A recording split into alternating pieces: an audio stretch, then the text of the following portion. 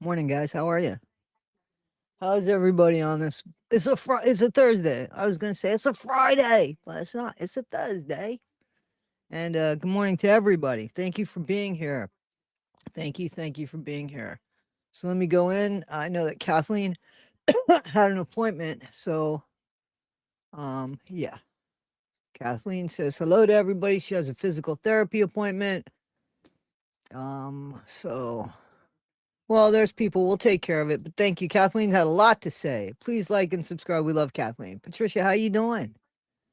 Gutter Snipe, how you doing? Stasia, not my monkeys. Edie Cook in the house. I went too fast. Not my monkeys. Edie Cook in the house. Stasia, I said. Let's see. Joyful, how you doing? How is everybody? There she is, Jameson. How you doing, Jamie? Claudia, how are you? Edie Cook, Joyful, like I said, Ron. How you doing, Ron? Stella Flamingo. Much love to you, Jameson. I know as people come in, they will be sending you love, my friend. Glamis, how you doing, Glam? Rio for life from Hibbing. How you doing? Oh, Troy, New York. Okay, very cool. Troy is I know where Troy is. Good for you. Good for you, Rio. Congrats. Marie, how are you? Maria, I'm sorry, Maria, how are you? Okay. Huh. I don't understand. All right. Um, yeah. Okay. Uh,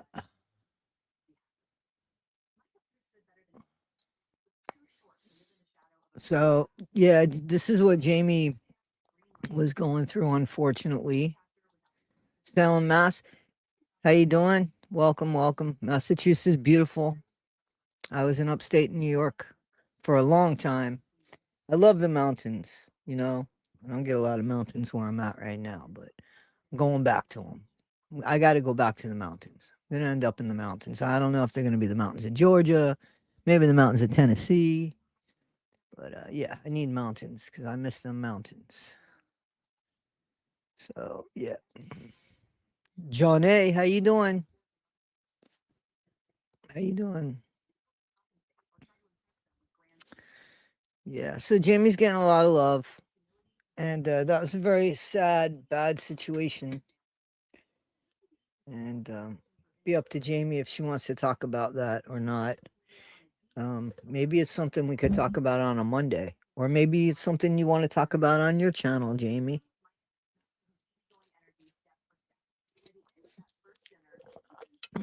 It's a very hard thing, though. I can only imagine. I can only imagine. Um, I gotta do something here. I don't really like this setup, if I'm honest. Boom, boom, boom.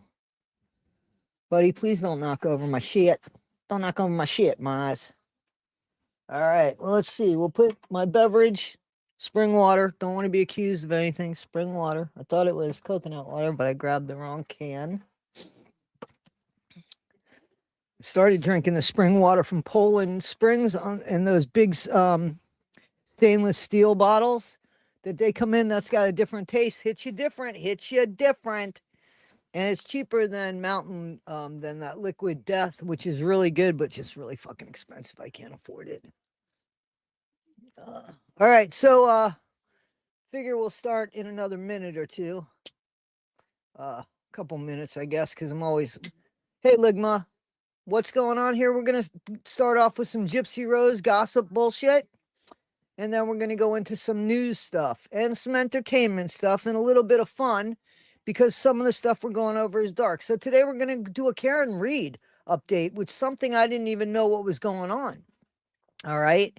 And we're also going to go over Lindsay Clancy with Lawyer Lee and Hayden Pent. I can't pronounce her last name, and I don't want to disrespect that woman's name.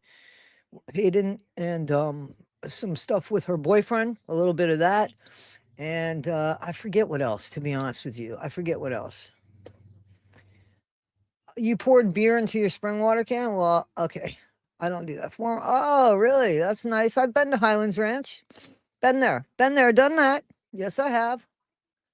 There was a really good Asian fast food place that was not in Highlands Ranch, but it was like right outside Highlands Ranch, where those shopping centers are as you go under the bridge to the left. You know where I'm talking about. Where before, now you wouldn't get on the main expressway, but that highway that runs perpendicular to the expressway.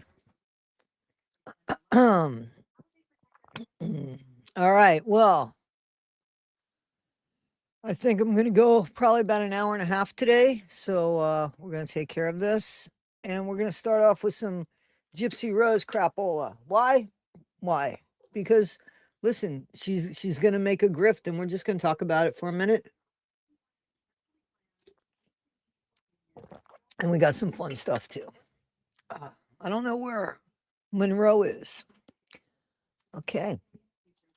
All right, let's go. Let's go. Let's go. Gyps grift. Pretty calm. Things have been very quiet over here. So this is kind of in the, because I already did a video about this. I did 2 videos earlier this morning. Part of them is from this, I believe it's Mandy Ham's video, guys. And I kind of like butted into where she's telling, she's 6 months away from prison. I mean, 6 months away from getting home from prison. She's married to Ryan. She's reaching out to Ken, who she hasn't spoken to in a while. Didn't even know what she was doing. How you doing, Macrevia? MC Rivia. MC, how you doing? All right, so that's what's going on here. Ken's almost got like a mohawk look there. Mohawk. Honk, honk, mohawk look there. Okay, let's go.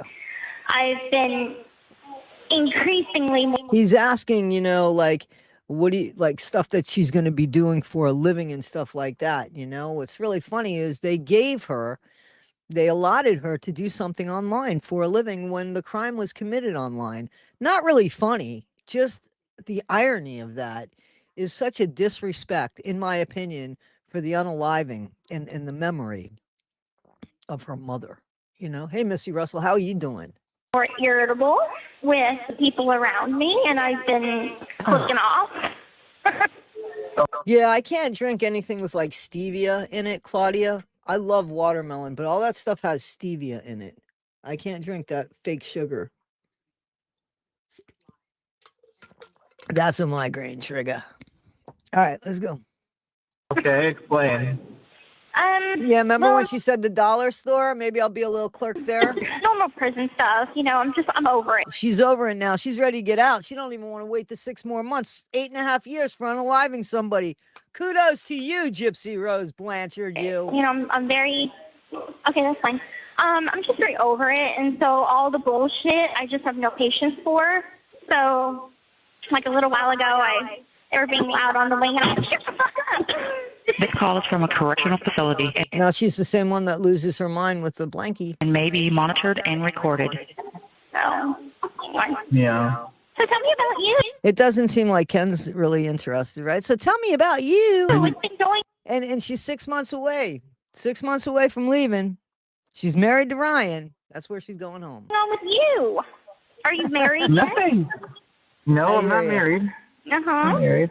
Not yet? Hey, Multi-Chick, how you doing? No, not I thought married. your mom. When? I don't know. It's maybe about 2 months ago or so. Can you imagine Gypsy Rose reaching out to a parent of yours? Or can you imagine being the parent? Because we would be like the parents, right? Maybe even the grandparents. Can you imagine? Like, seriously, what would you do? Mom, grandma, nanny, Gigi, great Grammy, whatever. Hey, I'm bringing home Gypsy Rose. You're bringing home who? No, I don't think so.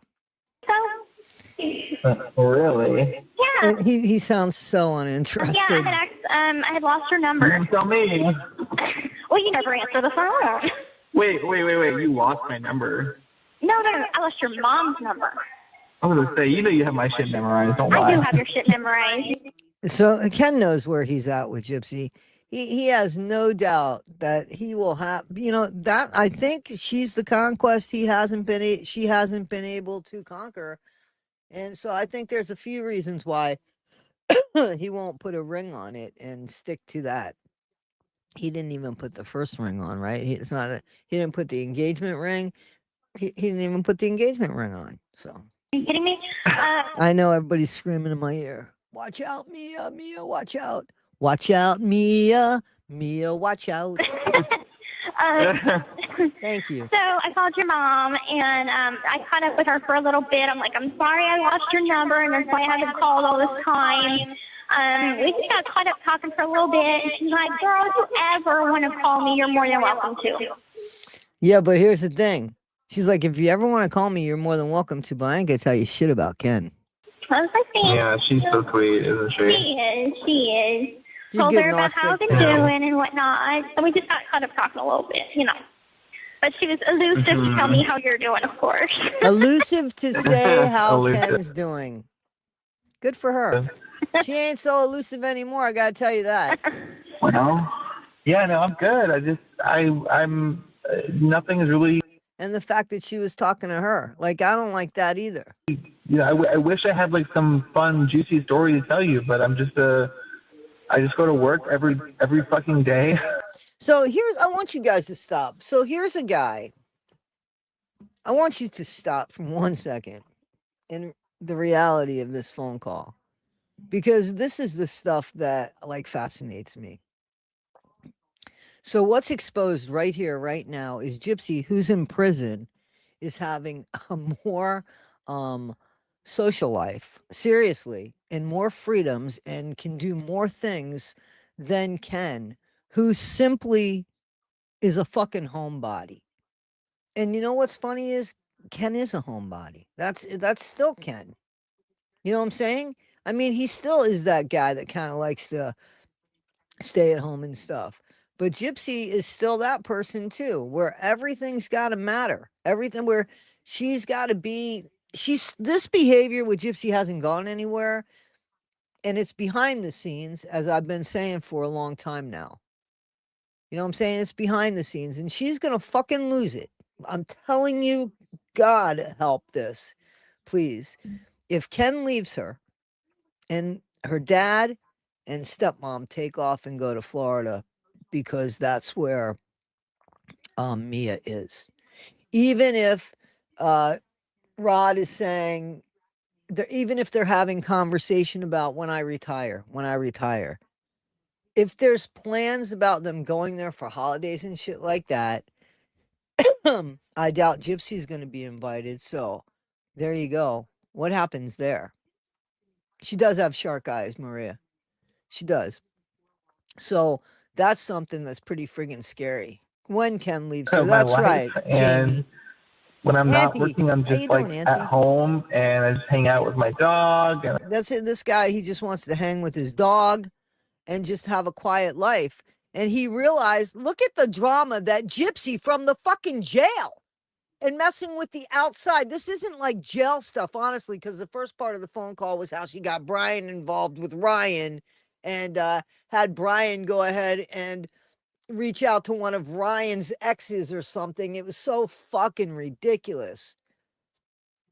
You know what I'm saying? Just unbelievable. 40 hours of calls, 13 hours a day, 120K. I just watch movies, and you know, I'm just living a basic, simple life, Jip. That's really all that I do. A basic, simple life, something you are not interested in, is basically what he's saying, because this is the type of guy he is. And listen, that doesn't mean he's a lazy guy. I think Ken works. I just think he just, this drama shit is something that he really doesn't want, you know? So that's my opinion. I don't know. I could be Nothing wrong. exciting. Yeah, well, Yeah. Me neither. I'll just end I'll with be a this part too. of that world me very neither. soon. Hey, Cree, how you doing? Oh yeah. I'm late. I'm late for a very important date. Na na na na na na na na na na na. I'm late. We'll see. Not that late. I'm just ready. I'm ready to get out. So, I'm excited for you to get out. I can't believe it. You know, I can't believe it. It's crazy to know that you're going to be like a tangible person very soon. Somebody I can know. touch Well, I and guess feel not and for me, but you love. know, for the world. yeah. So they've been talking for a long time. She's at the finish line, basically a few months away, six months away. It's there. and he just I don't know if he's still with his girlfriend at this time. I don't know, but apparently she has called him several times and he just doesn't answer. So Yeah. I Well, don't know. unfortunately, I don't see. Like, I always wanted that calm life that was kind of like free from acknowledgement. What? No. But I think But that's not the case. but that's not the case. I've got I get it. You're right, Gnostic. a lot coming up. She was married and to I've got- Ryan. She's been married to Ryan for I think about a year and a half now. With this guy, at least a year and a half. I don't know how long she was married to him. I thought she married him like 2 years before she got out. So if that's the case, it would be a year and a half here. But yeah, that's so yeah. Stuff She's that- married What to do him. you- She's married to Ryan Anderson. She's going home to him. She already had like her plan, her and Ryan. She said in the first part of the phone call that her and Ryan got an apartment together. What are you doing? I What do you know. mean? What? What do you got? Like, what do you mean? Like, what are you Hey doing? when Patricia, how you get out? doing? You have like a reality show or something? Watch. I have Look, listen to her tone in her voice, right? Because she was feeling all bummed and stuff, right? So watch. a book. I have a podcast. I have the 6-episode documentary. I have so much stuff. All why? Because she unalived her mom. There's something wrong with that.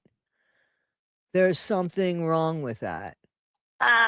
She was talking about like working at, like you guys heard, Dollar General, that right? the air date I think is going to be pushed back. Can you 'cause imagine it's what supposed kind of to air employee in she'd be? August, but What I think kind they're of going to push employee it she would back be?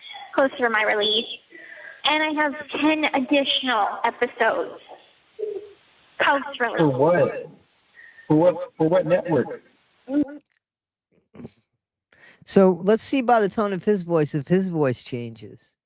You know, if his tone changes, because she sounds like she's proud. Lifetime. So you have a 6-episode document. So tell me about my part in it. You don't have a part in it. Like the very small part we touched on was just that we used to be together, and it I believe that too. So he's saying, man, what are you gonna show me? What are you gonna do? Talk about me? didn't work out, and that's it. But Yeah, I don't think they'd be able to say a hell of a lot more without him signing a waiver. Seriously, because it would just be her side of the story. there is no part, Okay. you know? Kaylee, because he's in love with her. Like, I think he's in love with her, and we know why Ryan's in love with her. Jeff was the only one that I've caught so far that was like, you know? Yeah. I kept you and Thank you, Jeff, Jamie.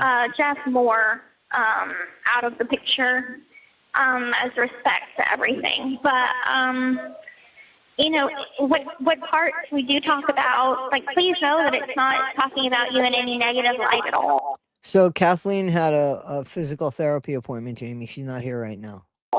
So, but basically the 10 additional episodes was just decided that they want them, and it's going to be like me on vacation, and me spending time with family, and me getting my hair done, and like all those fun How things. cute. You know? Look at what she grew up to be. Say it out loud. How you doing? How you doing? Welcome to How Thursday cute. News. Huh. Yeah, Jeff wasn't having it. Yeah. How So, exciting. yeah, and so it's just going to be kind of like, I think everybody wants to see what I do with my life after prison. Let me see hands. Anybody want to see what she was doing with her life after prison? Rainbow Ribbons is out of hand for her. No. Because look at what you did. Like, look at what you did. It was entertaining, but it was at the cost of somebody's life, of somebody else's life in prison, at probably his mom's not being here anymore. The whole thing could sit right there because hadn't you have said anything, Gypsy, none of this would have happened. And you're getting out, planning your life as a young woman who's going to have a baby and start her whole life over again. All Nick did was answer a fucking dating app. That's horrible. I think everybody is Yeah. on that. Hey, Jelly, the best. And Yeah, you got a lot coming up. I do have a lot coming up. So it's like, I think after all of that, I maybe don't hear after the his first voice year yet. of being out, I think the cameras will die down. I don't want this to continue forever. This call is from a correctional facility and may be monitored and recorded. But they are paying me like hella good. Like I'm gonna be set Good. for Well, a good. while. And I'm glad to hear that. really the only reason why I'm doing it. Oh, that's the only reason why I'm doing it. Yep, only reason why. You notice how she didn't say anything about like being, an advocate for anything. You notice how she didn't say anything about that. She just talked about what she was going to do with her life, and look at what she did with her life. Do you think that this was in the plan? I think Ken was in the plan. I'm not sure it was this way, but I think Ken was in the plan. Ryan has been really calm about it. We're trying to get it set up to where he gets paid as well as a participant Ryan. for his part, because it's going to be our life together. So Edie Cook. I feel like he should get paid. He should get compensated for that. I think she's telling him that But I mean, Are so you other gonna that have she a gives him baby? the idea that he can get money. You know what I'm saying? I think she's just kind of subliminally saying to him, yo, Ryan's gonna make some money off this shit. You could too. I didn't say that though. Subliminally saying that. we He asked are about a not, baby. I'm on birth control right now already. I haven't had a period in 3 months. I'm taking the depot shot, the shot, which has fucked my system up. So I'm listen to on what she wants to do before she has a baby. I want you to hear this. Hey, Lori, how crazy you woman doing? that Lori, is just on the rampage. Lori, Look out. 420 time. Here you go. On a rampage. Okay. I'm on a rampage. I've been up since 2, guys. 2:30. No, like we want to wait. Like Stella I want to Flamingo. wait to have kids at least until after. I think so, man. Everything she does, like, there's always a reason to call. There's never. She wants to get him every time. Seriously, she wants to get Ken every time to the fucking goal line. And the goal line for her is a marriage. That's what it is. It's not the kid, it's the marriage. And she tries in every conversation, and she's always got something. She's figuring, oh, maybe this will be the thing. Maybe this will be the thing. And this is what she's saying. Well, we're going to make a lot of money here. Maybe this will be the thing. I've experienced. He wants to travel. life Like and- she said in the last phone call and stuff that they had, he was talking about things he wanted to do. He wanted to travel. He wanted to do stuff. Mustard, how you doing? So, you hear what I'm saying? Like, he honestly was saying to her, I still want to travel. I want to do things. Because remember, she said, well, why aren't you married? And he was like, well, so that, and now she's singing his song. Listen, except guess what? Baby Aurora comes before she should, but not according to Gypsy, because Gypsy knew she could. And remember when she told Ken, I don't think I can have a baby. It's not going to be so easy for me to have a baby. She told everybody on her show, freedom right? and traveling and all of that Mustard. stuff. When I'm ready. I'm not quite ready yet. Not quite ready yet. But then she does. Look at what happens. She has the baby. Right? Pat's in pajamas. How you doing? I was watching Morbid's stream this morning, and I saw you on there, and I was like, oh, man. Like, I didn't even realize. I didn't get anything telling me that Morbid was going on. And I looked, man. I looked. And then when it went on, I couldn't even find it. It was weird. 16 of the Lindsay Clancy trial. And Guys, this you are is going to hear- Lawyer Lee. You guys know Lawyer Lee. Take a few moments here because, this is so this is the heavy shit, right? That's why we go back and forth. I do have some. What does my friend 1980 call it? Palate cleansers. I want to give a big shout out to her, by the way, because she's been giving me a heads up about, hey, you might want to check this video out. You might, basically, Toddy, I know you're covering up a lot of shit, and here's because she knows there's certain ones I don't want to hear, and so a big shout out to her. I appreciate her immensely. Anyway, so let's just go here again to Lindsay Clancy's entire defense. So again, the palate cleansers. I'm sorry, that's what I'm talking about. So again, we're gonna have a palate cleanser, or something to, because this is dark. This is dark. Case, all put together in one Hey, good, witness. multi-check, This good. is Lindsay Clancy's star witness, the psychologist, Dr. Zeisel, who saw her. Today was day 16 of the Lindsay Clancy trial, and you are going to hear Lindsay. Today was day I'm 16. sorry that it keeps doing that. The glitch there. Hang on. It should go. Today was day 16 of the Sorry Lindsay about Clancy that. trial, and you are going to hear Lindsay Clancy's entire defense case, all put together in one witness. This is Lindsay Clancy's star witness, the psychologist, Dr. Zeisel, who saw her just. This is 1980 millennial. This is 1980 millennial on 1989. It's 1980 millennials channel. 10 days after the children were killed while she was still in the hospital. He has followed her case for years, and today he told the jury exactly what he believes happened inside Lindsay Clancy's mind on January 24th. He says she was in psychosis. He says she heard a commanding voice, that she did not understand the wrongfulness of what she was doing and could not conform her conduct to the law. This is the witness that the defense must win in order for the jury to believe Lindsay Clancy's side of the case. And if the jury does believe him, Lindsay Clancy could be found not Hey, Boo Boo, how you doing? Welcome. criminally responsible for killing her 3 children. But if the jury does not believe this witness, the entire defense could collapse. This is the place where Lindsay either wins or loses this case. Dr. Zeisel walked the jury through Lindsay's symptoms of mental illness, her many trips to doctors, clinics, hospitals. A lot of people have watched this case, but a lot of people haven't. They've stayed with other stuff, so we know what this case is about. But I'm really interested because I want the mental health department, all of people that are in charge, to realize what the fuck is going on here. You know what I'm saying? Like, what is going on here with the way that we are treating people in this world? And look at the result of that. When somebody begs for mental health, And her multiple medications, and ultimately her inability to get help. Well, I'm glad you're But here, the Boo Boo. prosecution has attacked back on several fronts. Hope They everything's say all right that with your Lindsay's dad. claim that she heard voices Me was too. made up after the children were killed. Hi, I'm Lawyer Lee. Please do hit that like button as you're coming in. It really helps with the YouTube algorithm. Attorney Yeah, guys, hit that like button for me too, please. Jamie, Reddington can you for give the me defense Lawyer Lee's asked Dr. channel, Zeisel please? about an article published by a research at program Harvard at Massachusetts Law- General Hospital. at And he Harvard read Lawyer through the Lee. list of potential symptoms Please. to show that Lindsay Clancy clearly filled the symptoms of postpartum depression. Did Lindsay, to your opinion, have depression? Yes. And were there indications from your review of the medical records that she felt low, flat, tearful, emotional, crying? All of those things. Yes. So, Did she also express anxiety, feeling tense, nervousness? All of those things. Yes. I Did she know. also express feelings that she was withdrawn, not able to socialize with people, wanting to talk or be near others?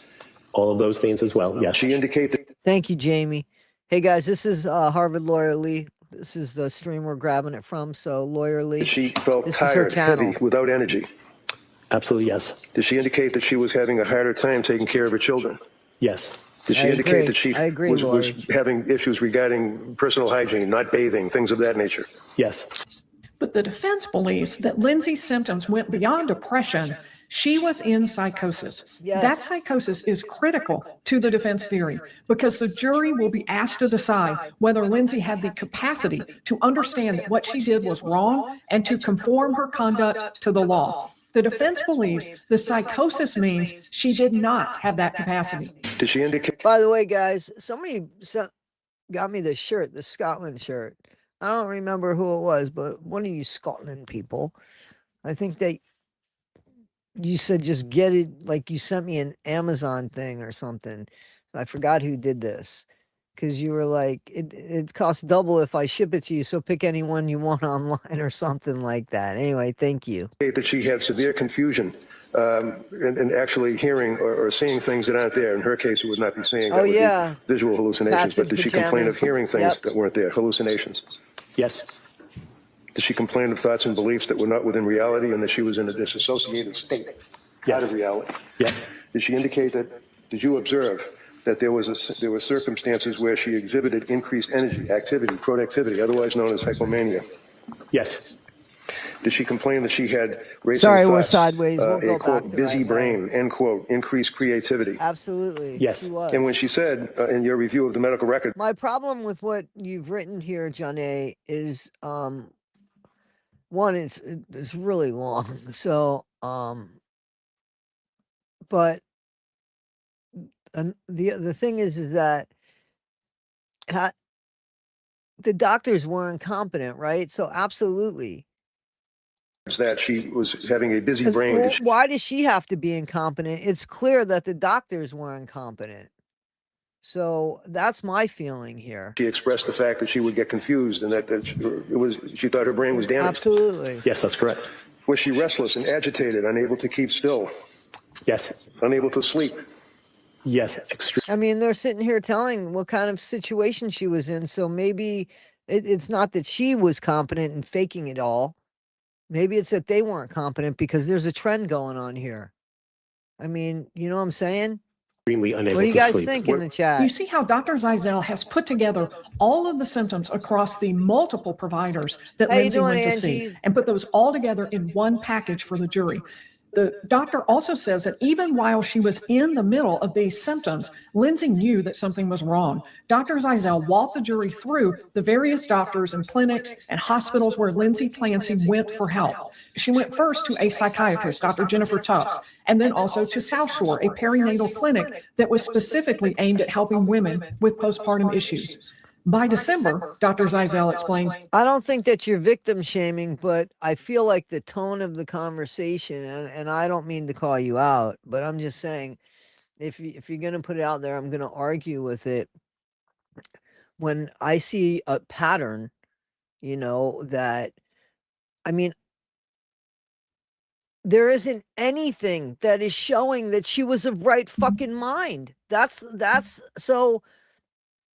There isn't anything showing that she was of right mind. There isn't one person saying she was of right mind. So that's my argument. And, I feel like the one that's been incompetent the whole time has been the medical field, because she's been consistent in everything she said, even to the doctors here. Lindsay So had become that's the paranoid thing. and she was having And intrusive in a way, thoughts. I mean, in a way, it is almost victim blaming, because there isn't anything that I see where she's trying to have gotten away with anything here. Like, where's the benefit for her anywhere here? What were her complaints that brought her to South Shore Perinatal Clinic on December 2nd? She felt that her brain was damaged. She felt that she should kill herself. And she's never going to get any better. Did she also express fear that people could hear her thoughts and that anything adverse would happen in her life regarding being a mother and having children? Yes, that's called thought broadcasting. And what was her concern about the children? Her concern was that when people could hear her thoughts, her children would be removed from her care. Things got so bad for Lindsay that she actually tried the suicide hotline twice and So this woman even tried. was turned away both times. What? How do you turn away? How do you turn away somebody that's calling you up and telling you how they feel? What is up? Who is answering these calls? What the hell is going on? Like, this is a blind reaction. That's what, wowza. It's so bad that she ended up doing something. And does it surprise you? I'm going to ask, does anybody who's from this country or actually know anything about this country feel like this is a big surprise? We went through COVID together. We went through the whole vaccine thing together. We've watched veterans be thrown out of hospitals and put on the streets, especially in California, together. We watched how a whole poor community and a community of color got left behind when it was Hurricane Katrina. So let's not just be stupid here. I mean, come on. Let's be real. This is real. These are facts. The stuff that I just threw out to you, facts. Yes, that's correct. What did she do? She called the suicide hotline. And do you know when that was, sir? That was December 4th, 2022. Did she receive any help from the suicide hotline? She did not. Why is that? They told her she did not meet the standard of care because she did not have a plan. Did she call the suicide hotline again, if you're aware? Yes, she did. Do you know when that was? Was that in December? Hang on, what did you say? Hang on, let me see what you say. If I was to leave names of resources for emergency mental health providers and or names where to report poll, my comment will be deleted. What the fuck, YouTube? That's appalling and irresponsible. I don't know what you're talking about here, but Yes, I 988 believe that was crisis helpline 988. I mean, I'm almost afraid to tell you to call it. The following because week, if around God the forbid, because I don't know who the hell was answering. I mean, do we have fucking bots answering crises hotlines? 15th, but I'm not positive about Did that. she receive help on the second call? Did she call the suicide hotline? Unbelievable. No, she did not. The defense relies heavily on this theme. Lindsay wanted help. She sought help, and she could not get it. And that's During what December, is proof. Lindsay became These more are depressed. facts. And Everything else is speculation. Everything else, these are facts. She went for help. Her whole life was fucked over. She felt everything. paranoid, Dr. Zeisel explained. Even though she had never been in trouble with the law, she became afraid. And did she express that she was in fear or concerned about DCF and or the police in the middle of December 22? Very much so. What did she say? She was worried that her children would be removed from her and that she would never see them again. Dr. Zeisel told the jury that on December 20th, Lindsay sought emergency help at the Massachusetts General ER. It was right there at Christmas time too, right? They So, I offered mean, her a come on. choice of an inpatient program or a partial hospitalization program at Women and Infants in Rhode Island. Lindsay took the Women and Infants partial hospitalization program. It was basically a day program at a hospital in Rhode Island. It was supposed to be for women suffering from postpartum issues. But Women and Infants concluded that Lindsay was not right for their program, and they refused to accept her. They concluded, and this was partially based Wow, I can't wait to hear this. on talking to Lindsay and Patrick, that her problem was not so much postpartum issues as the fact that she had been over-medicated. 10 days later, on December 30th, Lindsay went back to the Massachusetts General ER. This time, she took the inpatient admission. She was voluntarily admitted to McLean, but discharged after just 5 days there. Her insurance ran out. You want to bet? The prosecution has argued that Lindsay pushed to be released so she could go to Cora's birthday party.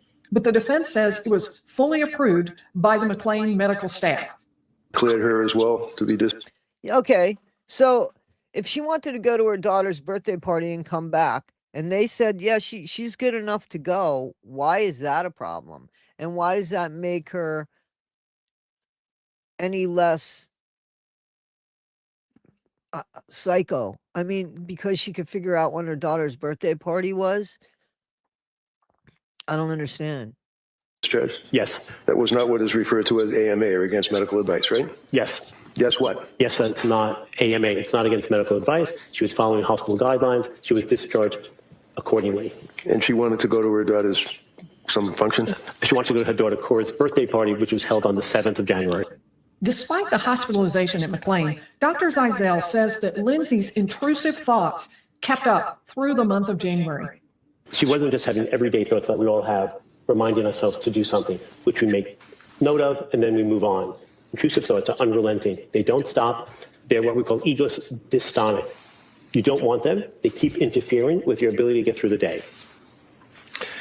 You know, I don't have a problem if that's where you went. I have a problem if that's where you work, multi-chick. So if you went there and you could talk from your own experience, I don't have a problem with you putting up a place. But if it's a place where you work or own any shares in, I have a problem with that. So I think that's fair. Did she have, at this point, intrusive thoughts continuing regarding voices in her head that she heard constantly. Yes. What were these voices saying to her? They were getting worse, and they were telling her to herself. Dr. Zeisel specifically spelled out the defense legal position. In other words, why the defense believes Lindsay Clancy should be found not guilty because she is not criminally responsible for what she did. My opinion is that she did have indeed a mental disease or a defect. That's a legal construct, not a I'm pretty sure that that's what she was going to do, right? DSM-5 one, but she had bipolar disorder with postpartum psychoses. In addition, she was unable to conform her behaviors to the rule of law, and she had no appreciation for the wrongfulness of her act. What the doctor has just stated is exactly what the defense wants. So I don't know. I don't think you're from this country. It's different. She went to a different type of hospital. She went to like a mental hospital. She didn't go to a regular hospital. And if you do go to a regular hospital, they're only going to keep you for so long, and then they're going to let you go. So here, they're like two different places. I hope that answers your The question. jury to find in this case that Lindsay Clancy is not criminally responsible for what she did. The doctor and the defense believe that Lindsay heard a commanding voice. She followed it, and she is not criminally responsible for what she did as a result.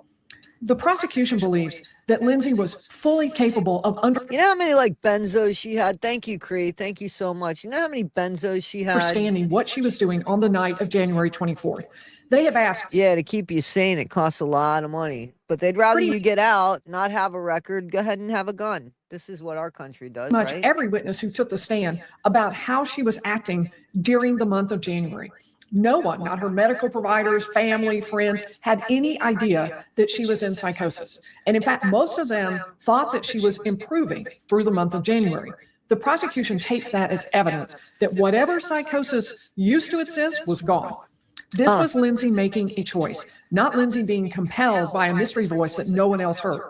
So the prosecution pushed the theme during the cross-examination of Dr. Zeisel. Yeah, she had the doctor had to diazepam admit and that when he lorazepam. first met Lindsay in the hospital, That's she didn't have her ridiculous. phone. Yes, they mentioned like 6 things. And there was a few that was like, wow, don't they give you that if you're allergic to that one? Like, why would they double dose on that? It was crazy. With her. Yep, she was able to give him her husband's phone number from memory. But Dr. Zeisel says that sort of ability has nothing to do with whether or not Lindsay was in psychosis.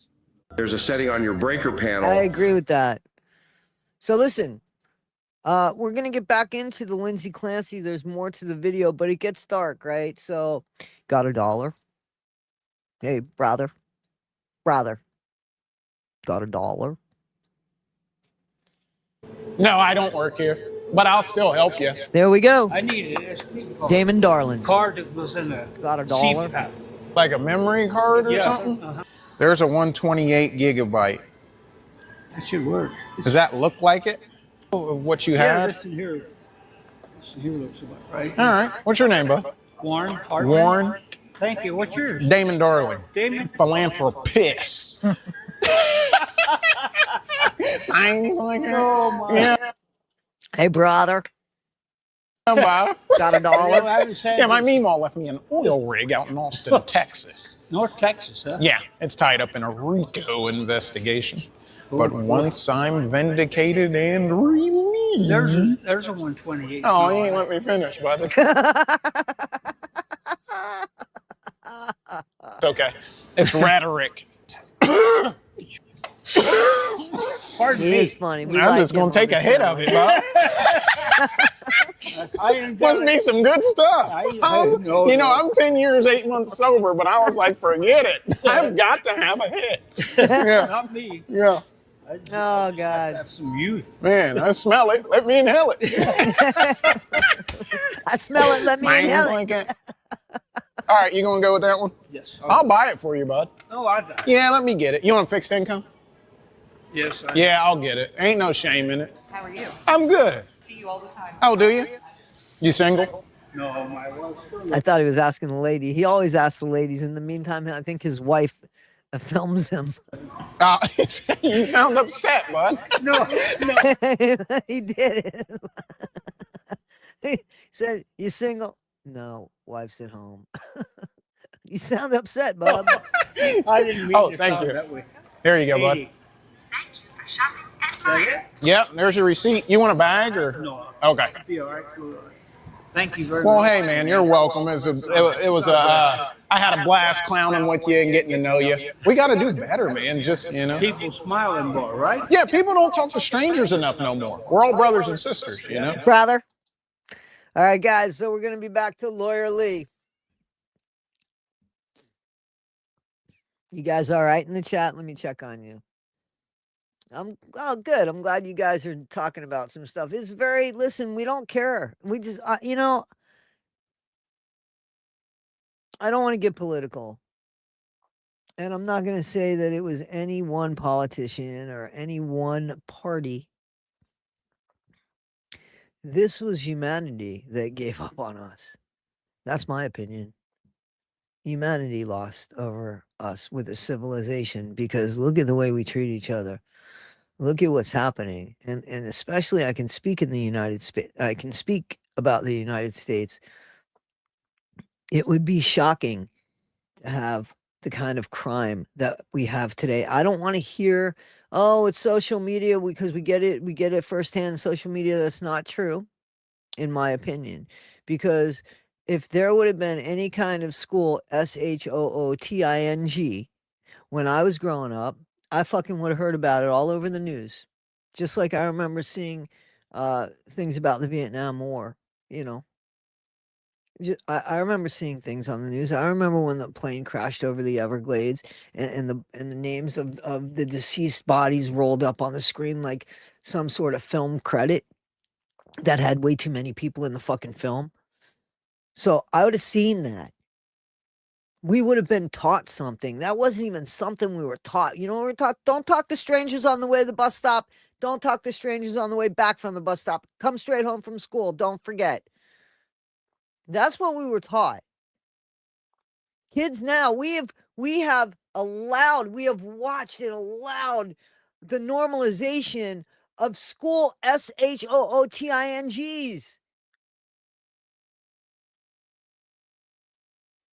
Hey, Penelope. Hey, Penelope, was it you that got me this shirt? People who are in might that have been state can do Nikita. things they've done before. New tasks may be difficult, like changing the tire, but if you Hey, look up Grace, things how on the you internet, doing? you can look them up again. And is it your understanding to a reasonable degree of medical certainty that a person who's in a psychotic state is able to Thank you, drive a car Penelope. for a short distance, go to an appointment, and interact and talk to people? Yes, they can do everyday tasks of living. So the Thank fact you, I that love she's it. not talking about the unicorns in the corner and she's not slurring her speech and she's not unable to walk, to your opinion, to a reasonable degree of medical certainty, does that mean that she's not in a psychotic state?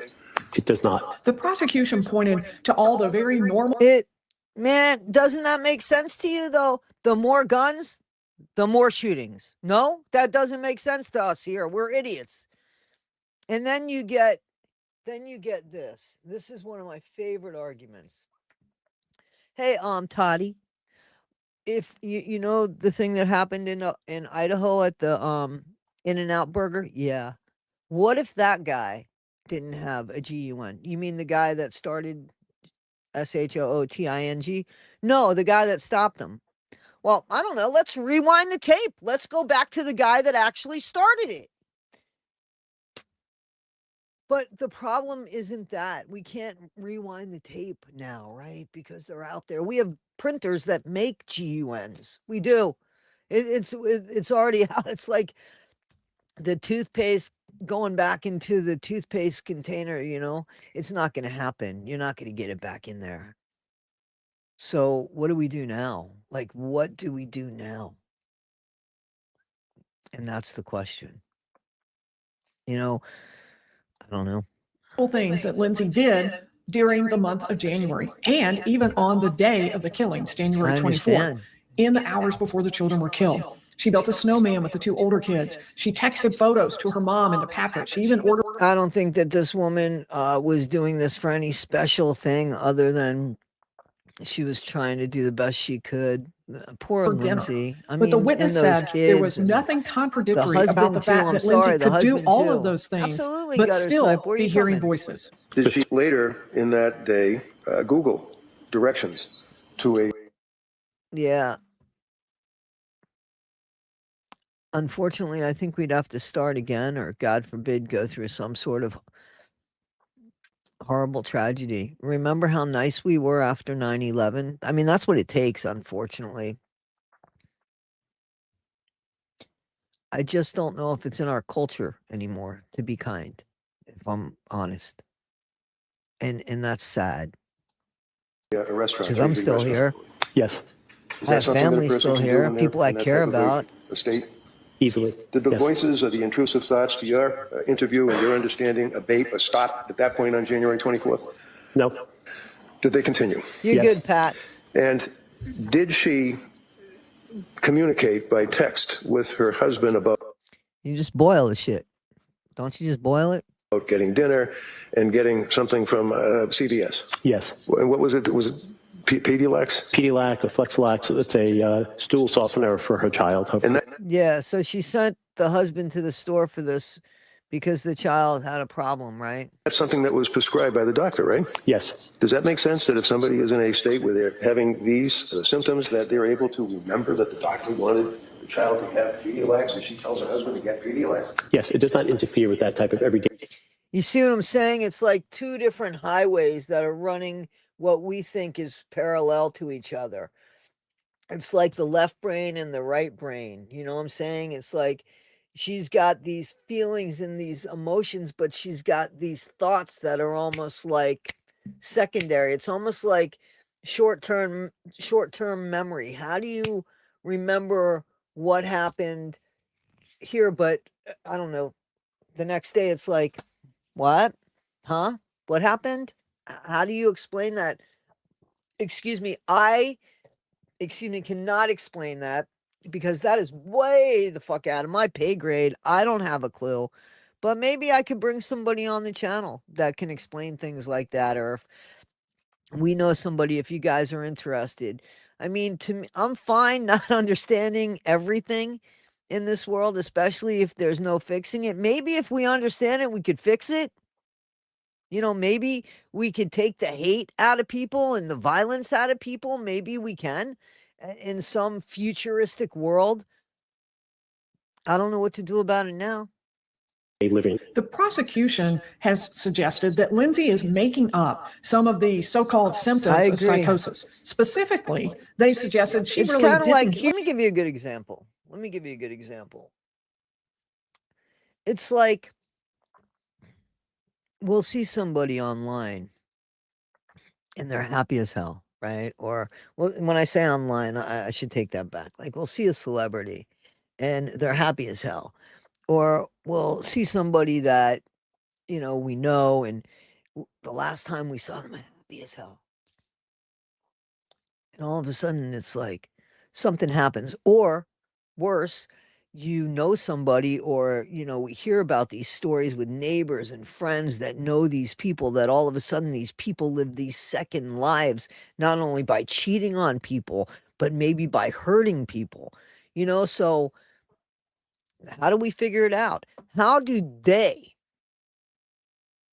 you know, get by it and we don't see things? How see what I'm saying? It's like two different sides of the brain, mate. And there's just two different sides of the brain working here. And it's almost like being split in half. I think that she's able to function because that's almost like an automatic pilot for her. And when she allows thoughts to come in, they're just not good. They're just, it's being depressed and then like getting online and showing your face. Like, if you guys, would it surprise you if I said, well, when I get offline, I just go lay down and I cry. And I come on and I'm back here with a smiley face. I mean, I don't do that. But just because you see something that way doesn't mean that that's the way it is, right? And it doesn't mean that that's not the way it is. There are people like that. You know what I'm saying? They're able to function when they function, but when there's no noise going and they're with their own thoughts, it's very dark, you know? hear a commanding voice. You guys know what I'm that was talking something about. she Yo. made up, maybe even with this witness's help, to get herself off the hook legally. The prosecution insists and listen, that could be the case too. That could be the case too, because I know when you take a Valium, or any kind of diazepam type thing, when you take one of those, right, you get a reaction. So maybe she didn't take anything on certain times when you saw her, the drug was wearing off. And then maybe when she started with crazy things, she started like her medication started kicking in. You don't know. I just think that this is the saddest thing, and this is not what this woman was. If she would have had, she didn't kill her kids just to fucking kill her kids. That didn't happen here. I am convinced that didn't happen here. And for anybody to and Jamie hasn't been here in a few days, and I get this, but Jamie, I put out a video that Annie Elise put up. It was a little short, and it was really important. And what it said was, do not gaslight this woman anymore. This woman screamed that she needed help with mental health, and people told her that's not what it is. And now she's telling us for years now, this is how I unalive my children. She lived through it. She tried to kill herself over it. She lost her mobility over it. And she's telling us this, and we're saying, no, that's not what happened. Patrick did it. It's like, please pay attention to what happened here. This is a failure of mental health, and it's now for everybody to see. So for all the people that suffer like this woman, that don't have the platform that this woman unfortunately has now, we have to be loud about it. And I am convinced of that. That Lindsay Clancy That's why I get conveniently upset when we talk about maybe that didn't happen here. You know what I'm saying? It happened. She thinks it happened. Her lawyer's brilliant. People keep saying he's a brilliant lawyer. He would definitely follow that trail if that trail existed. You know, we got to believe sometimes that there are some people that do things right. And perhaps at the end of the line is this lawyer that's doing the right thing by her. only heard this commanding voice one time in her life. Before the killings, she told her providers, her mental health providers, about intrusive thoughts, but she never mentioned hearing voices, much less a commanding voice. My question to you, though, was where in the records from September to January 23rd of 2022 did she tell any of the providers she saw that she heard a voice telling her to kill herself? It's not in the records. In fact, the commanding male voice was a one-time thing, not something that Lindsay heard before or after the night of January 24th, 2023. In those voices that you are saying she told you she heard about wanting to die or to kill herself or her brain was damaged, prior to January 24th. I mean, when somebody goes in there and says, my brain is damaged, like, what the fuck? What more do you need when somebody has lived an upstanding life? You know, she wasn't somebody who was a drugs user. She wasn't somebody whose credibility was in question. She was a respected woman who needed help, and they treated her like, I don't even know. I don't fucking know.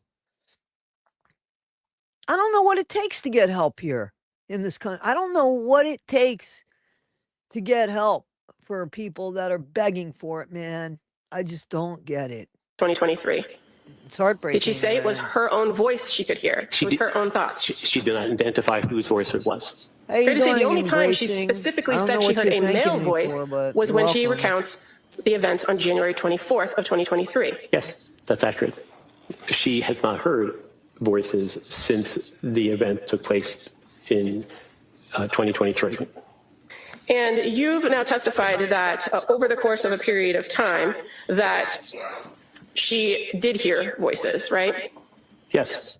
Dr. Zeisel did say that Lindsay had told another.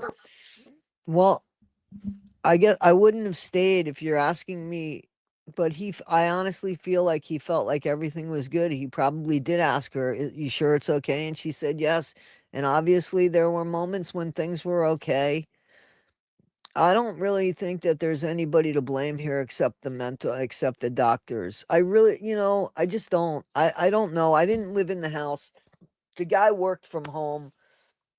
I don't know. There's times that my phone fucks up. I don't know. To take all that and say that he unalived his 3 kids because we don't want to believe that a mom did it. But we still have a hard time with moms that take the lives of children. We do. We don't like that. We don't like it. And especially when we see a mom who's had years and years of love towards her children, to think, oh my God, if it could happen to her, that's the part that scares us. And because it scares us, we act like it can't possibly happen because we don't want it to happen to somebody else, somebody that we love, somebody who's responsible for the lives of the people that we love. But it does. But it does. Person about hearing the commanding voices the night the children died. According to Zizell, she also told the hospital chaplain.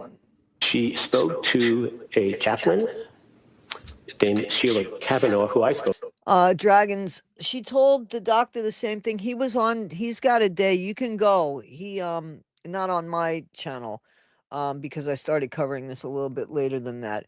But you can go to Lawyer Lee's and she'll probably break it down for you. No, she's done every day of the trial, just so you know. And if you don't care for Lawyer Lee, I bet you the Emily D. Baker, I guarantee you, has something on this. And Law and Crime and all the other channels that we like. I think Lawyer Lee does a great job. You guys seem to like her, so we're going to just stick with her for a while, if that's all right. If not, we'll go to somebody else. Chaplain Kavanaugh You told guys me can tell me who you that like to Ms. go Clancy told her that she heard a male voice instructing her to first kill her children and then herself. So the same message that she delivered to Patrick that day on the phone, you heard from a chaplain at Brigham and Women's Hospital after the incident occurred in January of 2023? And the witness said yes to that. The prosecution also pointed out that Lindsay only attempted suicide one time, that same night. At any point in which the defense... Yeah, but the thing about, I want to say something about Susan Smith, just so you know, Stasia. Susan Smith, she blamed it on somebody else. She never said it was her. She blamed it on somebody else. She said that she was carjacked by an African-American man. And she made a point of getting out of the car. This woman literally tried to end her life. And succeeded in, I think, dying twice. They brought her back. She's paralyzed from the legs down. I have never seen where there is guilt. We've watched a lot, unfortunately, a lot of women that have unalived people and their children, right? Unfortunately. This woman was weeping hysterically, not because of any kind of penalty that's coming to her, but because of the fact her children aren't there. You know, and that was the first time I saw that covering something. So this woman shouldn't even be compared, in my opinion, to Susan Smith, because this woman, no, I ain't buying it. Not buying it. Heard these voices about harming herself. I'm 1,000,000% convinced that this woman was under psychosis and she was failed by the medical department, because that's what we keep hearing. I mean, these are facts that nobody is disputing, even the fucking doctors. Her psychiatrist had never met her personally. It was like this, like I'm meeting you guys. Do you know that? And we've met more than they did. What do you think of that? I'm telling the truth. You could check it out. It's our medical care, right? She's in a place. This woman's having virtuals with her. This doctor, who was only a doctor, I think, for like a month before. And did she?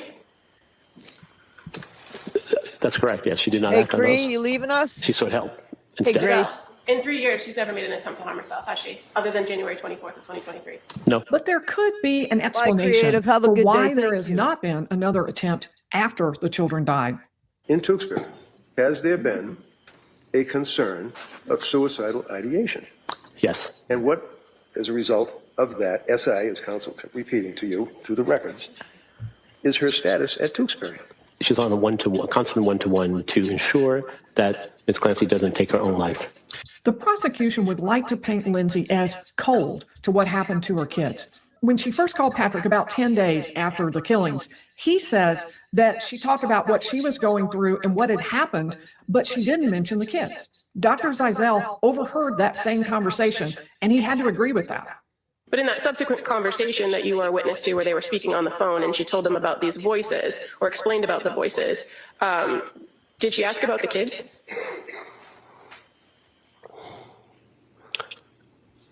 She did not, as I recall. The prosecution also drew a contrast between Lindsay's life today and the fact that the kids never got a chance at life. The prosecutor went through the hospital notes from the hospital where Lindsay now lives. She read out what Lindsay was doing on key dates, like the kids' birthdays and the anniversary of the day that the kids were killed. Okay, so let's hear this. Nope, I guess there's nothing to hear. So that will probably be tomorrow, I guess. I don't know. If I missed something there, I apologize. But I thought that was the end of that. No, wait a minute. It's not the end of that. I take that back. I'm sorry. I take that back. There's more to this. Wait a minute. Wait. Hang on. No. There's more to this. But this is just, again, another feel-good moment. Just another feel-good moment. And this is our friend who we just found. I just found this guy online. He's an Uber troller. So he's an Uber driver that makes up songs about his passengers. And then he plays the songs. And the people's reaction's a little funny. So let's listen up. Corey, hand white. Hey! Corey. Corey, step back, clean white tee, fresh press. Corey's in the back seat. Black shorts fitted right, he don't need the rest. So he gets all this information, obviously, because they get a description of who you're going to go pick up. You're going to pick up Corey. What's his description, please? I'm wearing black pants and a white shirt. Okay. And a black hat, and I'll have sunglasses on. Okay. He puts all the information. He does an AI song, right? Generates an AI song, but I think it's his beat. And I'm not sure if it's his words. I don't know how that shit works. He's the one that raps, and he did do a freestyle, just so you know, with that guy, Carlos, that he had last time, because Carlos happened to be a music producer. So you guys should check that out. I didn't grab that one because you should watch it on his channel. This one's been out a minute or so, but please check him out. His channel's right here, Trolling Uber Riders. Check him out. I like him. Shades on his face, door lock click, keys in the pocket, moving quick. He left the house with the screen. He's always ready to laugh, so he's always doing something with his mouth. Still lit, one last look back, then he dipped from steps to the curb, hit the skin. You can tell by the walk he been out and in. Yeah, This is a Jewish fella, and the only reason why I'm saying that is because a lot of the people he picks up are Jewish. Like, I know that the Jewish people, and especially in upstate New York, they have, or in New York, I'm sorry, they have their own taxi service and their own car service. Seriously, it's like instead of like AAA, no lie, I'm not joking. I know it's going to sound, it's called Triple J or something. It's Jewish people that actually go, I promise you, you could look it up. It's Jewish people that actually go and help other Jewish people with car problems, like a AAA for Jewish people. I'm telling you, I am so serious. But this guy right here, exactly, Edie Cook, exactly. Who is this? Is this the guy, Jamie? Is this him? Is this guy right here? I hope it is. Anyway, so what I was saying is, so I think he has something to do with like the Jewish taxi thing. But because I see a lot of times he has Jewish people in there, because you can tell by the names, they're wearing yarmulkes. But I think also, and it's important for me to say this, because in a world where there is division, that's a black man in the back of his car. So if he's picking up Jewish people, he's also picking up everybody else. So good for him, and good for him with the songs, with the people. And I just like this guy. There's like no prejudice there. He's going to make a song about everybody. Hand on the door, one eye outside. Come on, bro. What's up? This, bro? What's up? What is this, bro? Is there something? So the guy in the back seat said, man, what's this? You back there? No, bro, this song is about me. This I wasn't even paying attention, bro. And he's like, no, man, I wasn't paying attention. What are you talking about? I'm driving. I can't. I'm not like really listening. Did you not hear the music? Nah, bro, I'm driving all day. I wasn't even thinking about it. You just put the song on and said I just clicked a random one on Spotify. This has my name in it. Corey's not an uncommon name. Fair enough. All right, man. Maybe I'm bugging out, bro. That's You want to hear it? You turn it off? You want me to change it? Nah, he's cool, bro. Porch to the block, he cutting through. On the way to that chicken spot with something to do. Corey in white, Corey in black, going to the chicken spot. He don't look back. Corey in white, shades on low. Left the house now. What's up? Turn this off, bro. It's taking me to Popeyes. Word. And the song is about chicken. Right. With my name. Right. I could see how that's weirding you out a little bit. Bro, this is more than weirding me out. You might have to drop me off. Like, going to the chicken, I'm going to Popeyes. You want me to drop you just here? Just drop me right at that light, bro. Just drop me off, bro. You sure? Bro, this is a little too. All right, my bad, dude. I didn't mean to weird you out or anything. I'm weirded out all the way. My bad, dude. Sorry. It's funny, right? All right, man. Thanks, man. Wait, this is funny. He can't get out. He's 5 stars if you want.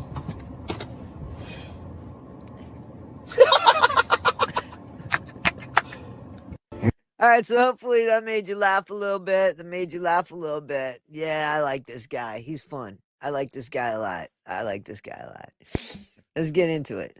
Back to the dark stuff, unfortunately, but there's that. Were you aware in the that world. on May 26th, 2023, that the defendant was observed by staff in a note stating that she was visible along the unit hallways, self-propelling her wheelchair with her one-to-one staff?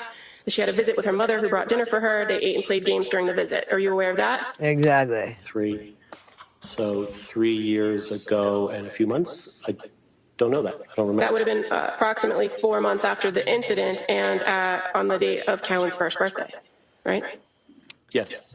The prosecutor went through several notes pointing out that Lindsay was apparently watching TV, visiting with her family, playing games like dominoes, attending a coffee group, things like that.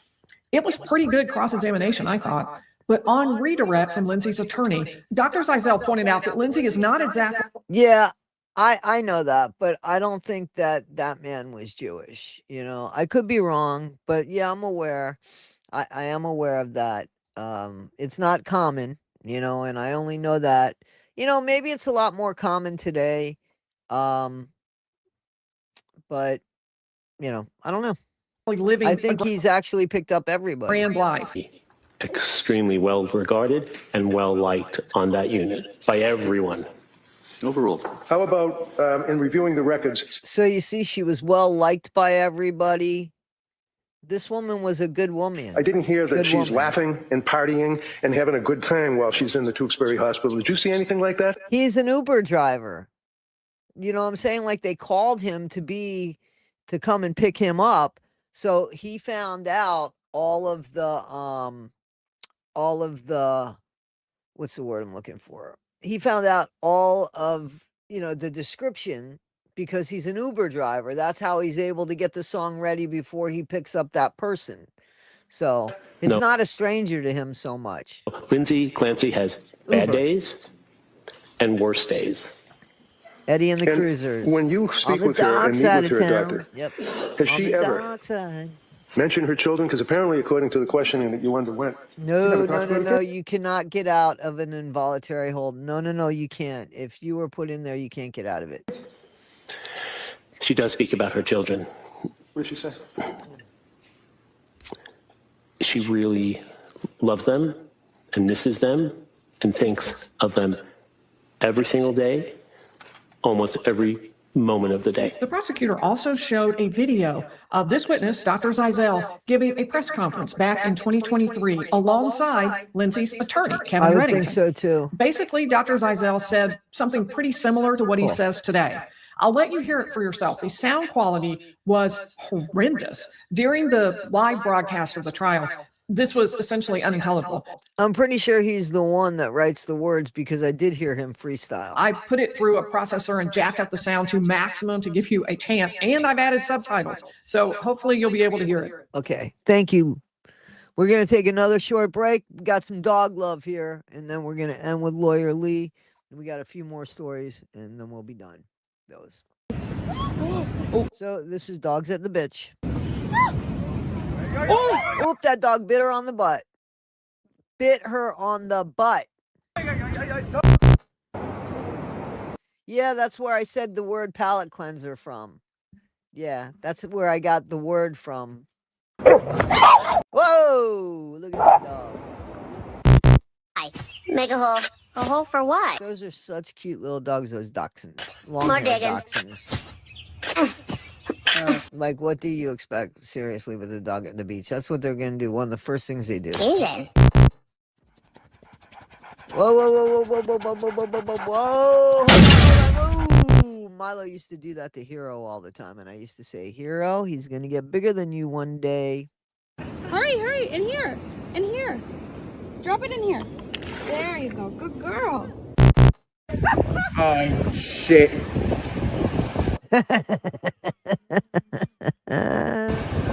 Maple! Eddie's first time at the beach didn't go to plan. Watch. This isn't. Whoa, who would think that's okay?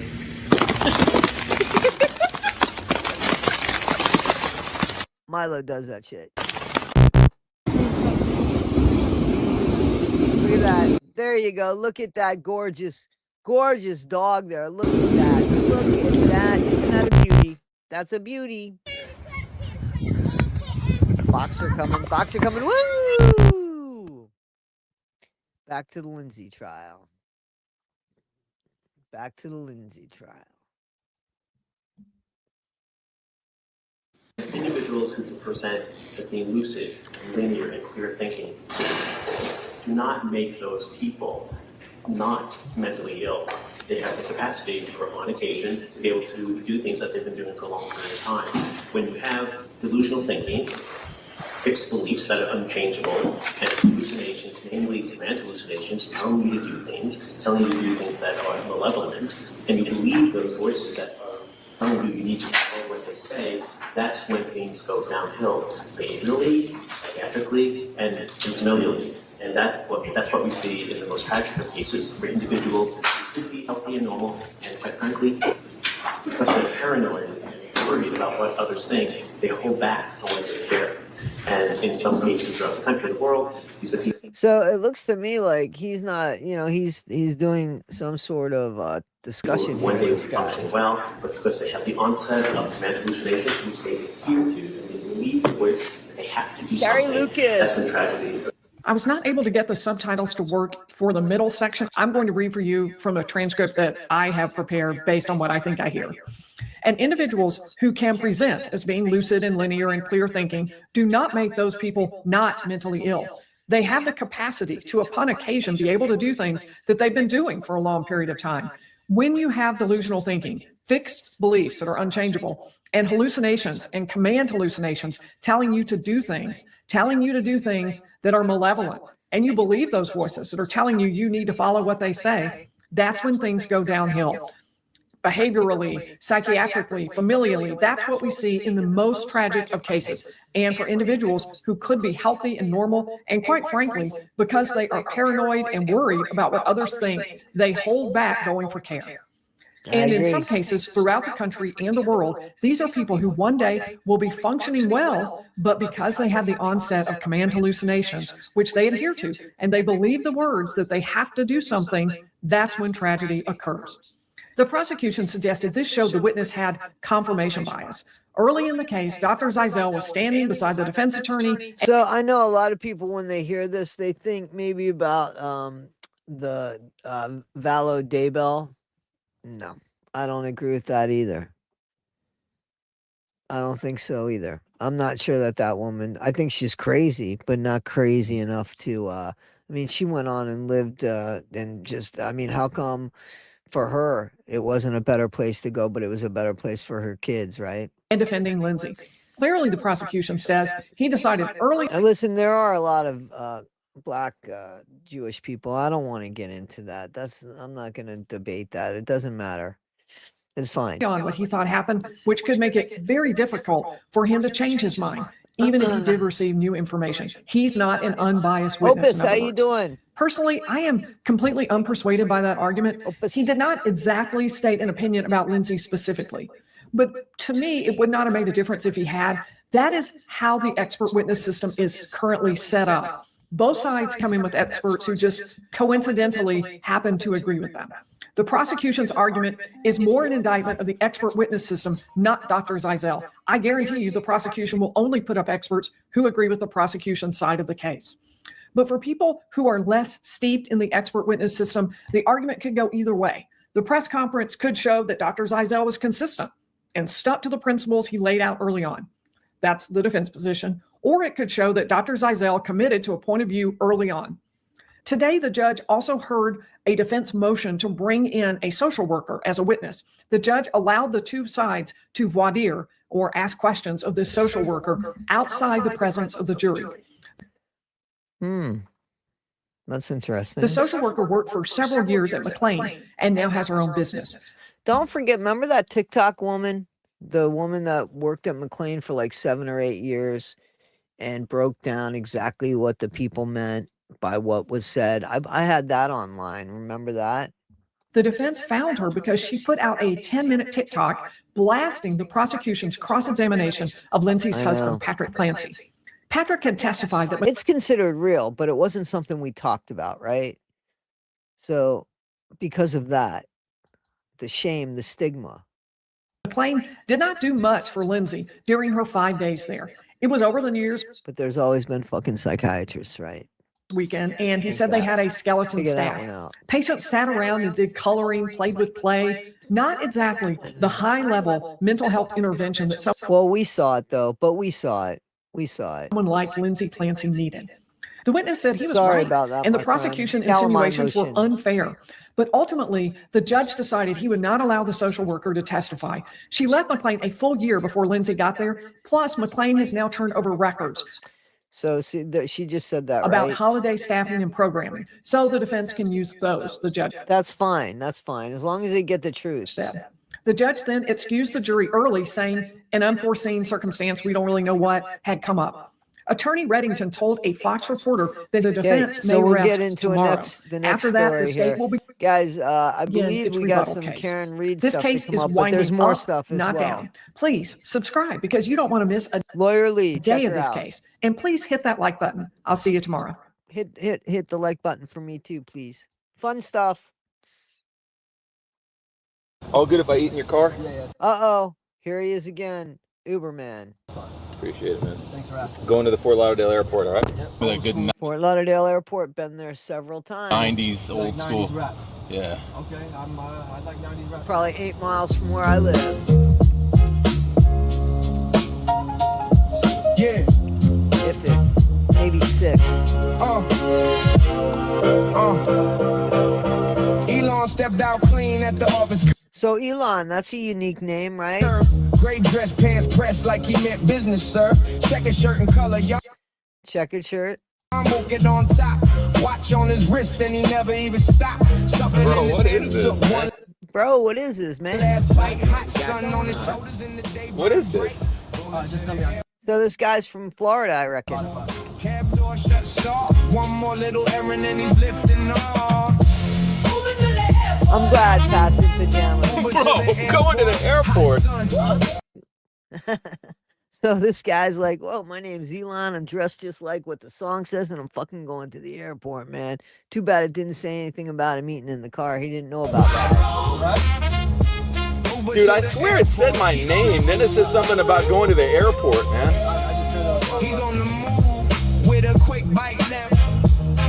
And the sky views. Traffic on the avenue, shimmer on the glass. He checked the time once, then let it pass. This is funny, right? This is good stuff. Pants, check his shirt, go watch Bro, cooling off inside while the street feels what is this, man? This guy looks a little afraid, no? front. Radio Checkered shirt, gray pants. Dude.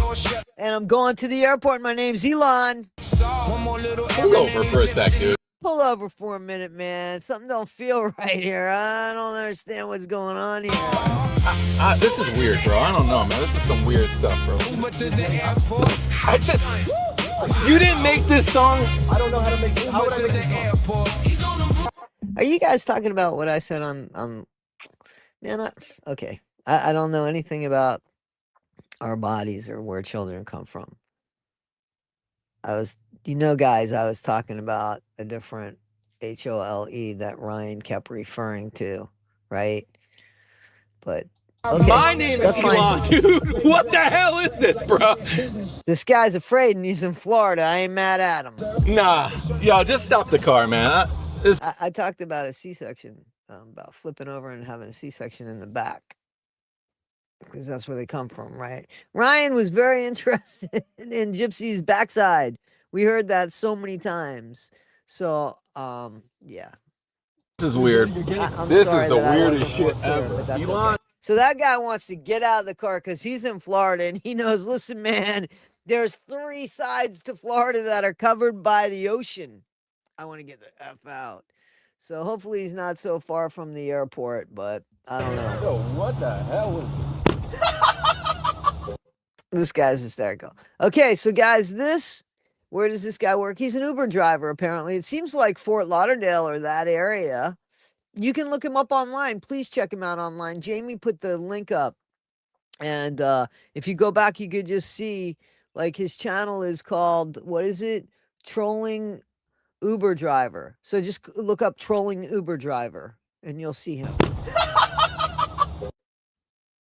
All right, so is anybody a fan of Kiss? I wasn't a fan of Kiss. I think I like a few songs of theirs. Never wanted to see them in person or anything like that. But I thought this was an interesting story. So here he is again. This is the guy. And Evan together are making. So he's talking about Evan and Nick. So Evan Stanley and Nick Simmons. This fantastic. Which would be second generation Kiss boys. Music is Stanley Simmons. You know, people talk about nepotism, and honestly, people might say, well, that's not fair. Life's not fair. The playing field's not even, but because we got to shout it out loud. They weren't my favorite either, my friend. Can knock on. They weren't my favorite at all either. But hey, listen, I appreciate, I guess, what they've done with music. The fact they've been around for a long time. Beth is a friggin' great song, in my opinion. My most favorite Kiss song.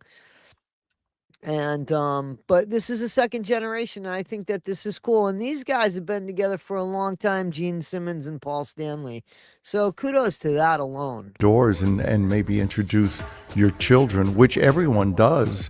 You want the best for your children, but then the rest is up to them. Exactly. They fall on their agree. faces if they don't have what's necessary.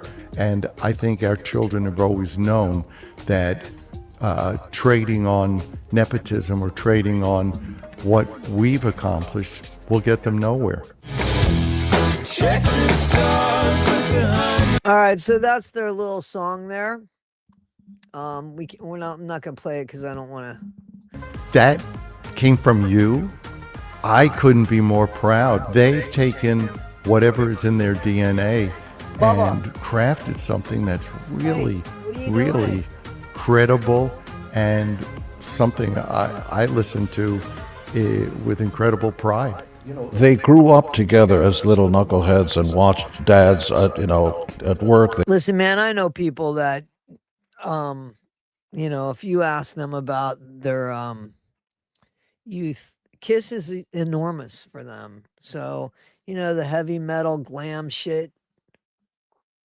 They'd come out on tour and everything. Face. But the idea, and they both went off on different musical journeys. Evan went and played it, became a really accomplished baby. Absolutely. blues player and a guitarist, and had his own solo thing, then a band, and Nick was in kind of this ethereal. So their kids kind of grew up together and stuff. Hey, Florida Life in the Sun, how you doing? Good to see you. Pink Floyd meets Me too. Happy for Radiohead those boys. kind of side group.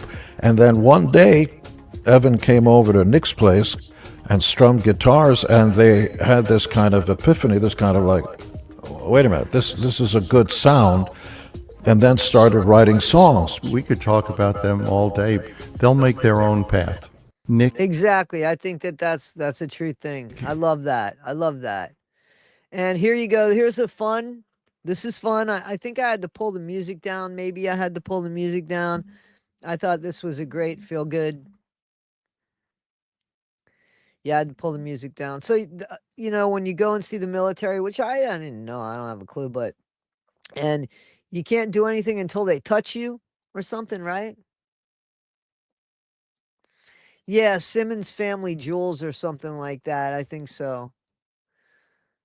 Look, see?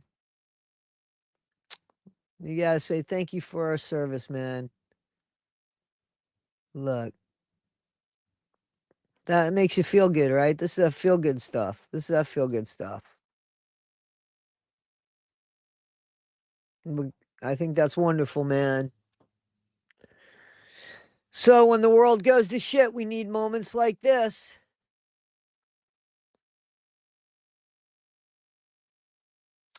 You gotta love it. Gotta love it. Gotta love it. Look at that. Look at that. She's running with 2 to her soldier. Oh, and the little one fell, unfortunately. Well, here we go. Here we go. Isn't that a great moment? And look, this is for the LGBT. I'm gonna be losing my card now from this one. Damn. It's for the gay couples. There you go. All right, guys. So we don't need to watch it again. It was cute. It was cute. So, guys, what do we talk about next? Our favorite, the Royals. Here we go. Why do I get, how many times did I do this? Okay, there it is, the Royals. Now, guys, I want you to see, this is this woman, this lady right here, Princess Diana. Yeah, check her out because she's a true princess. Watch this. Watch this. There she is. She was running in, I believe it was Harry's kindergarten or preschool something. Okay? So look, here she is. She's a princess here. She's married at this time to the future king. This is who I think that Catherine reminds me of. Catherine's very sports like too. I don't have anything for Louie. Whoa, babe. Nope. Nope. But I got something else besides Diana, Princess Diana, late Princess Diana, who in 11 days, it'll be, what is it?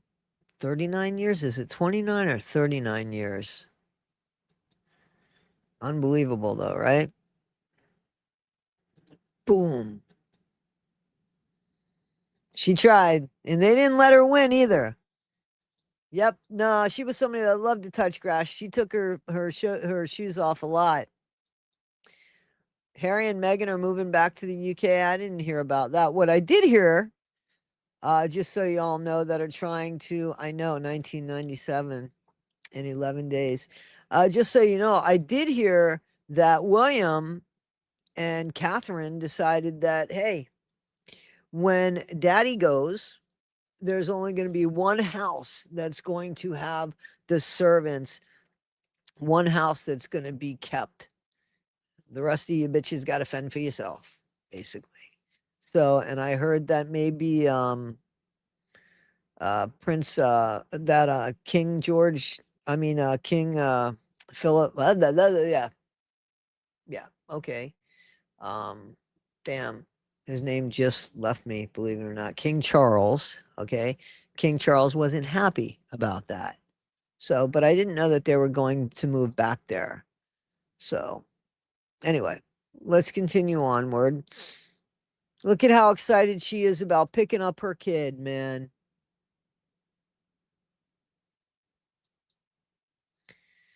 That was Harry, and she said she was worried about Harry. Look. She said she was worried about him.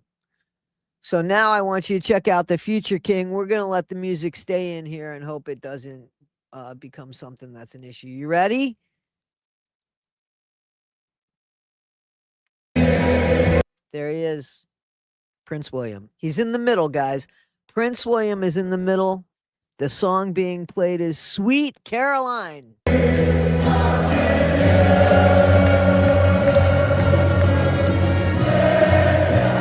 raising the roof, he is.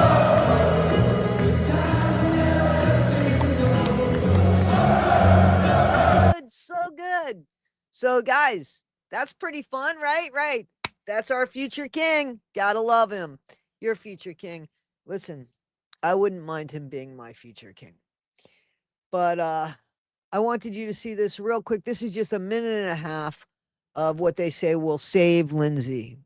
So, can you tell this jury, sir, in your opinion, to a reasonable degree of medical certainty, based upon all of what you have reviewed, all of what we have talked about, all of what you have considered, as to whether or not, at the time of this incident resulting in the killing of these 3 little kids, that she was suffering from a mental disease or defect, such as that she lost substantial capacity to appreciate the wrongfulness of her act, or in the disjunctive was unable to conform her conduct to the requirements of what the I law. will say is that I think his dad is tone deaf. I don't think he is. Yes. Tell the jury what your opinion is, please. My opinion is that she did have indeed a mental disease or a defect. That's a legal construct, not a DSM-5 one, but she had bipolar disorder with postpartum psychoses. In addition, she was unable to conform her behaviors to the rule of law, and she had no appreciation. Okay, this is a medical doctor talking here. For the wrongfulness of her act. Thank you, sir. You're welcome. Okay, so there we go. Guys, this is Karen Reed Update by lawyer Larry Foreman. If you guys want to take a break for a moment, we're almost done. We're almost done.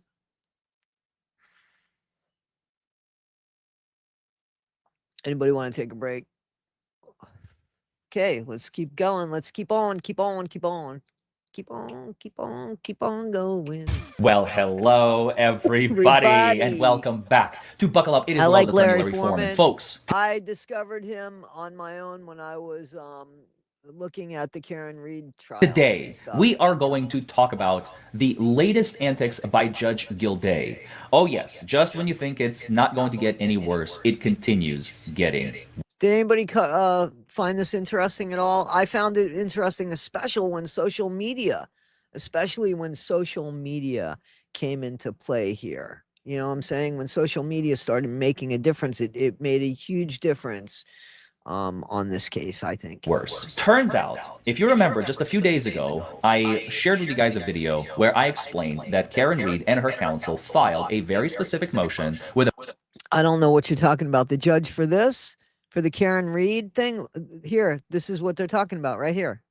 A very specific request telling the court that they need guidance. What kind of guidance is it? And we talked about how Rosenberg would file things with the clerk, and the clerk would have to check in with Judge Gilday to say, hey, can I put this on the docket? Can I accept? I think it's called Buckle Up. It's the law.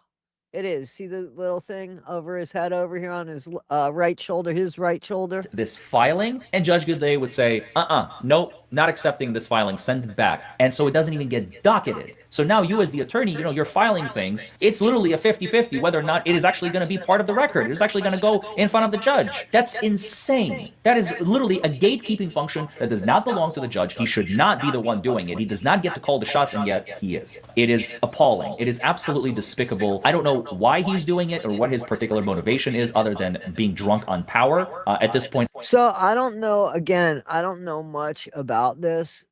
I don't know that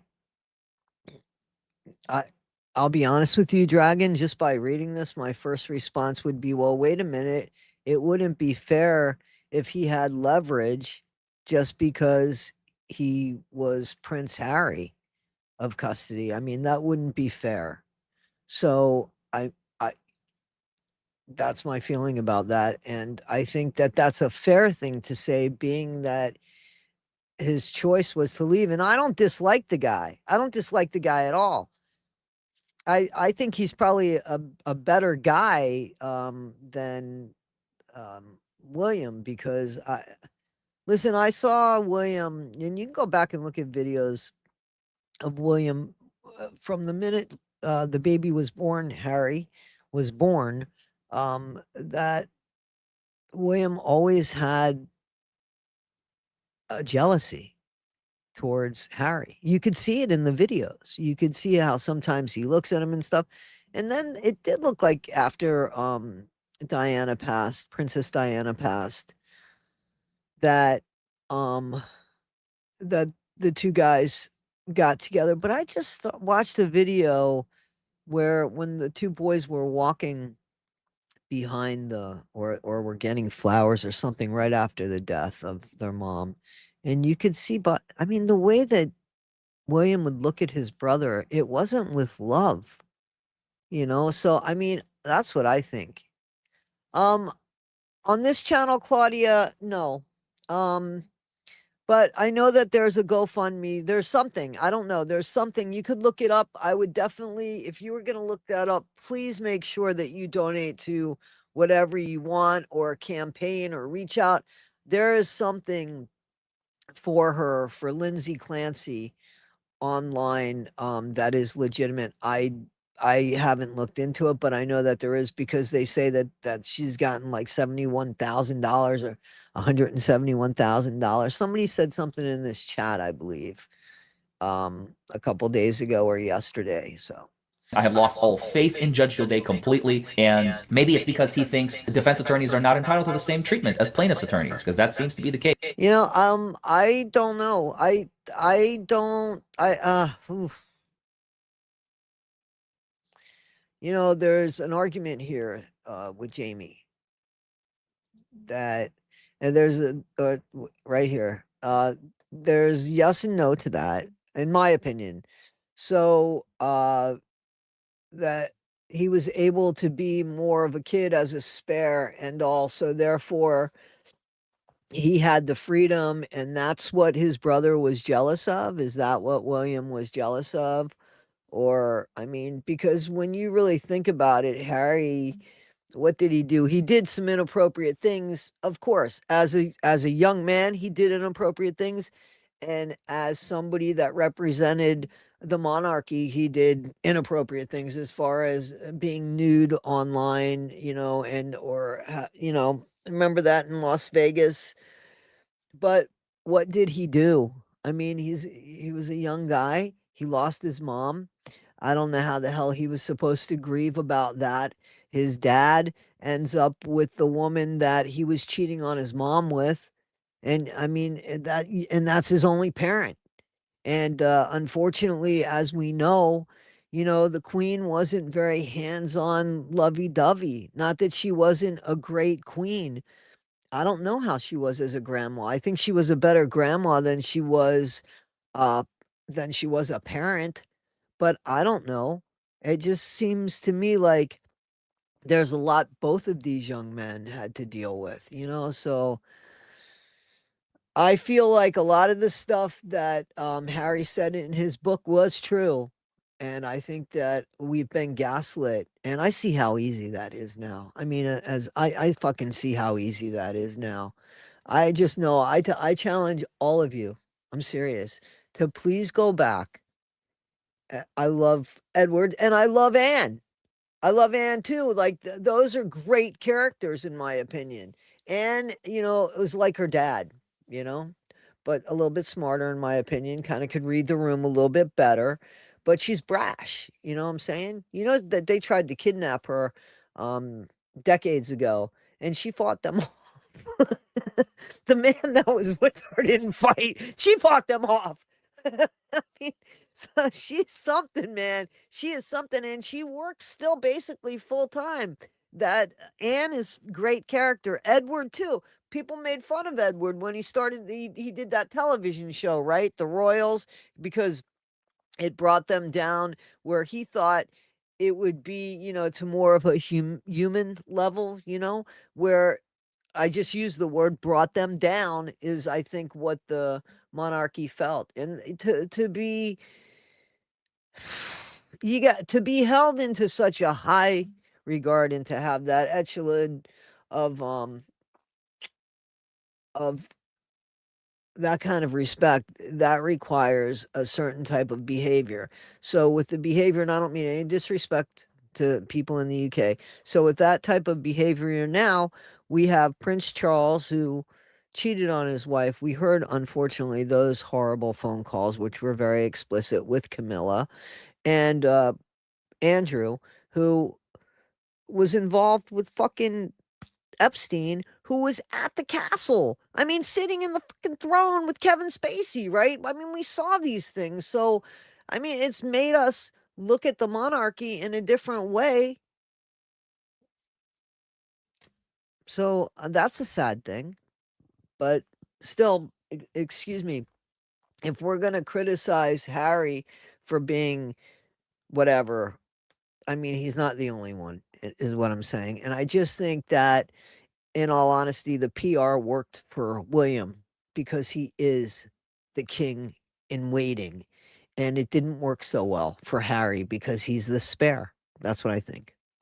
He seems to have picked a side, and it's not uncommon, by the way, for judges to kind of look more towards like the prosecution and the plaintiff, because it's like, well, you brought the charges, you brought the case, you brought the allegations, you have the causes of action, you're saying you've been wronged, and they're the ones who wronged you, or they're the ones who committed the crime, and that's the defense now, right? They're the ones who are on trial here, they're the ones who caused the trouble, the monetary damage, the crime, the injury, the death, whatever it may be, right? So Judge Gilday clearly is playing favorites. He has preferential treatment for the plaintiff's attorney, and thus far, Karen Reed's counsel were forced to file something that I shared with you guys. This judge has never been fair, in my opinion, to Karen Reed at all.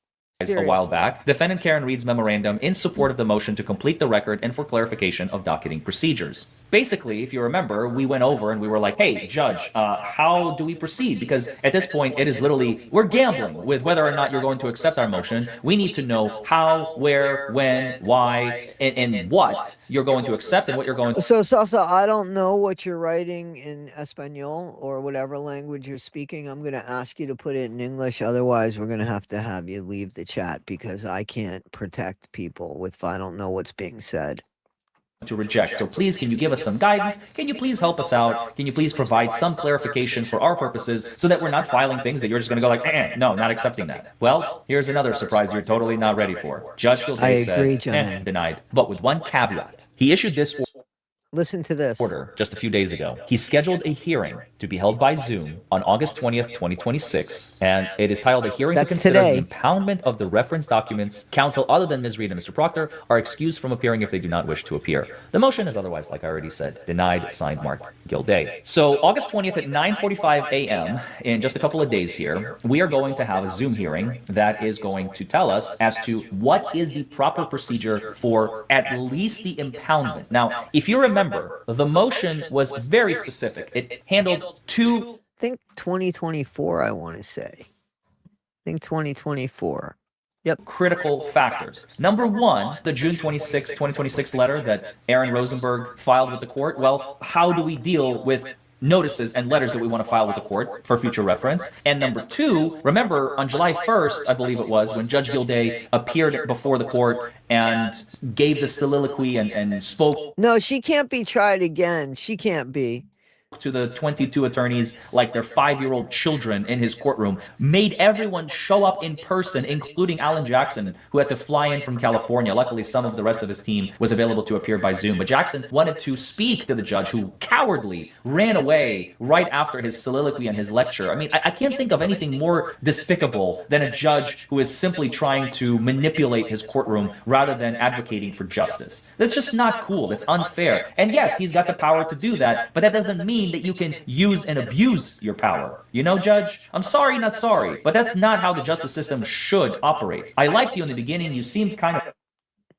fair, you seem kind of reasonable, but now, you know, you guys may remember, Proctor shows up for his deposition, apparently some information gets leaked, the judge believes the leak came from the attorneys, when the Remember all this? Remember all this? The reality is the leak may have come from Proctor's wife, who has been talking to other people, and people are like, yeah, that checks out. And the judge gets all up in arms. He's like, he receives an email. We still don't know who the email is from, what that email said, or that note, or that message, or whatever. And the judge just loses it and unleashes a fury untoward the rest of the lawyers that has never been seen in that courtroom before, and threatening that like, depositions will be halted, lawyers will be sanctioned, this case may be dismissed, blah, blah, blah, blah, blah. It's like, okay, judge, dismiss the case. Karen wins. Who cares? Of course, he's not going to do that. He was just threatening it in case his impoundment orders get violated again. But here's the problem. In order to advocate for justice, in order to be able to understand exactly what is happening, you have to have full transparency and understanding of the issues and what has been filed, what is the information that has been transmitted, in order to correct the record if necessary. They're the all judge is simply cops, assuming my basically, impoundment order has except been her. violated, and I'm going to... Except her and some of the women that were just the wives, but they were supposedly all cops. lose my goddamn crap. It just doesn't work that way. Don't use That's God's not name in vain. I really don't like that. fair. He gets an email, he gets a note, he keeps it hidden, and he says, yeah, so in this note here that I've got, I don't like what I'm reading. What do you got there, Judge? Don't worry about it. Just don't do it again, okay? All right, get the hell out of my courtroom. And you're like,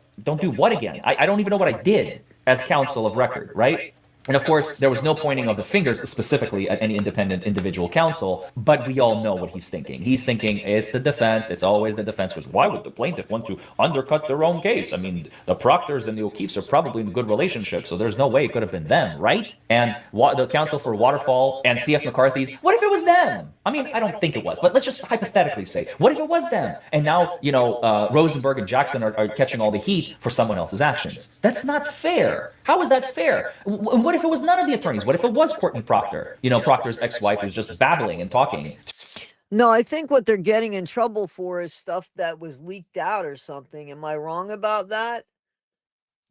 So, listen, as far as they should be investigating about what happened to this man because that woman got off. To her girlfriends at work who tell their husbands. I don't think she did it. I agree. I don't think that she did it. I don't think she backed into him. I don't think that. Spreading the information, and the information eventually reaches Aiden, who's got his birds everywhere in Canton, and posts about it. He posts about it 2 days before the deposition, before the impoundment order is even... You guys don't care about Karen Reed. That's okay. Issued, which I happened know on that Sunday, now. I believe, That's or cool. something like that, if I remember correctly, back in June. It's just this whole thing is so messy, and they're just asking for clarification. Can you please just clarify, Judge? So the judge is like, nope. But if you want to have a hearing on it, you're more than welcome to. August 20th at 9:45 a.m. So that's I'll be more than happy to listen to what you have to say, so I can deny you to your face, basically. Have you been hurt in a car wreck? So if you want him as a lawyer, go for him. There he goes. That's pretty good. All right, guys. So let's just go real quick with how we're going to end this. So this is a feel-good one right here, guys. Feel-good one. In every courtroom, but not in Auntie Bev's courtroom, of course. So anyway, folks, we're going to continue this train. A hero. Now, I did take the music out of here, so what happened is they needed a hero. A child answered. Apparently, well, you'll see. This is amazing. Another feel-good story. Who's going to fit down that hole? What are they looking for? What's going on? Uh-oh. Look at this kid. Perfect size. You're going to tie me up? That's okay. I want to do it, Mom. Let me do it. That's okay. I feel so important. Yeah, no, it's good. I want to do this. I'm going to help. I'm going to help here. Watch. Are you sure? Like, I just don't be afraid. That's okay. You'll be fine. You'll be fine. And they put him down there. It's all right. We're here paying attention to you. We got you, buddy. We got you. Oh, wait a minute. Let's get him up. Come on, let's get him up. Oh, there he is. Oh, and look what else comes out. A baby. They thanked the young man. He was a child. And look at that fella. Look at that baby. I assume a boy. I don't know. And he's waving and saying thank you. So look, there are people in this world that do things. Unfortunately, this isn't from America. I don't think it's from America. So that's something, yeah, but to get inside that little hole, right? Exactly, right? And he's going in the wrong way. More fun stuff, guys. More fun stuff. Let's do it. And then I got something to read to you. We'll get out of here. So here we go. This is silly people. Imagine this. Silly people. Uh-oh.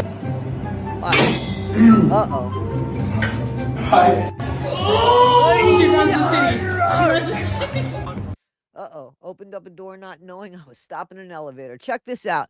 I want you to see the grace in this action. This action is so graceful. Check it out. That was slow motion. You think she can get it all in her mouth? What do you guys think? Let's check it out. Yes, she can, but can she keep it there is the question. Oh, God. Oh, gotta get in. Gotta get in. Let's go. Let's go. Let's go. Let's go. Yeah, that's normal. That's normal. All right, guys, we got some entertainment news that I'm going to read you.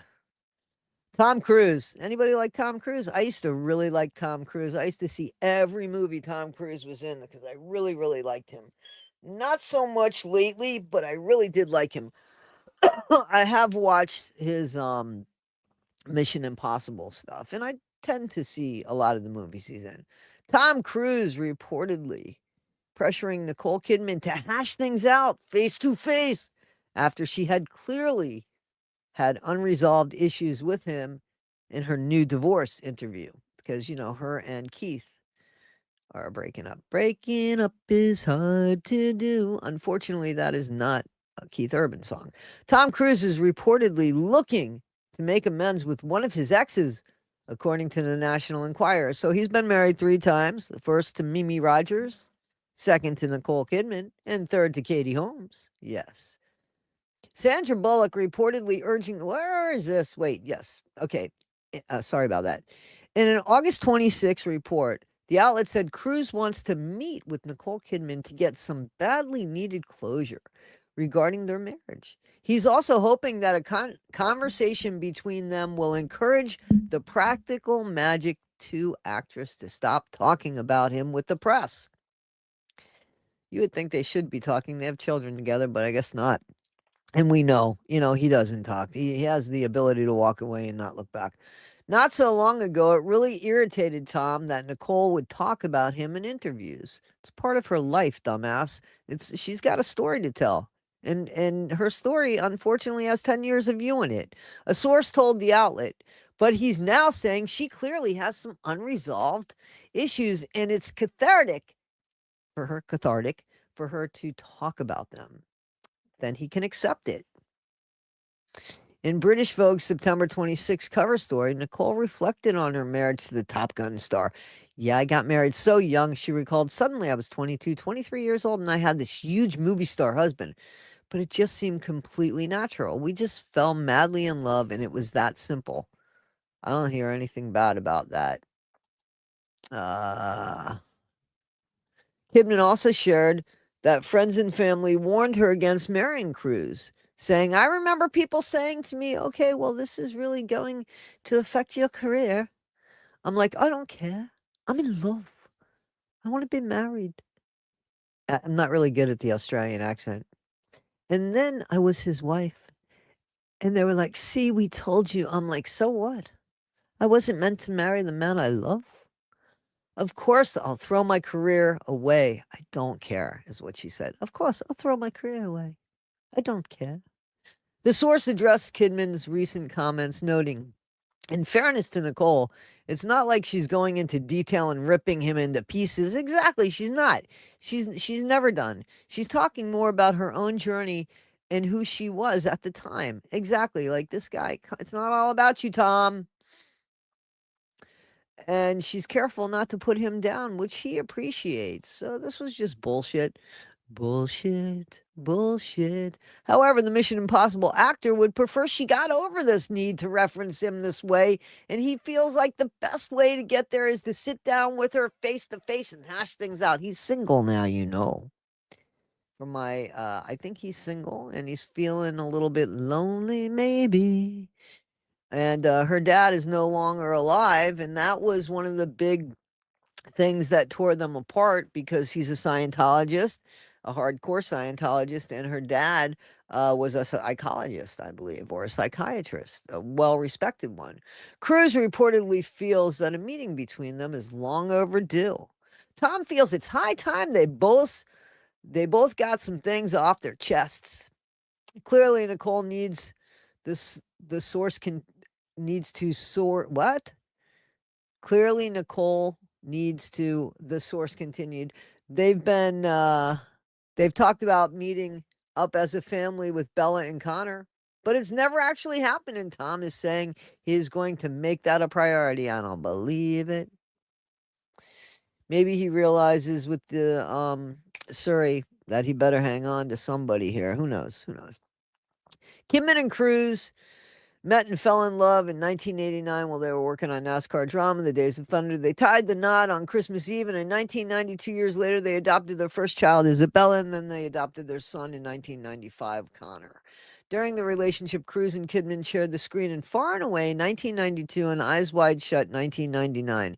They separated in February 2001 after nearly a decade of marriage, and the divorce was finalized by August. And I remember her saying she didn't understand why they were divorcing. She never got an answer. I remember that. Guys, this is just the latest real quick about Hayden. I'm going to read it to you. Time to go to war. Hayden, I can't pronounce the last names. Boyfriend Brian Hickerson reportedly sent her threatening texts in 2020, and he was arrested.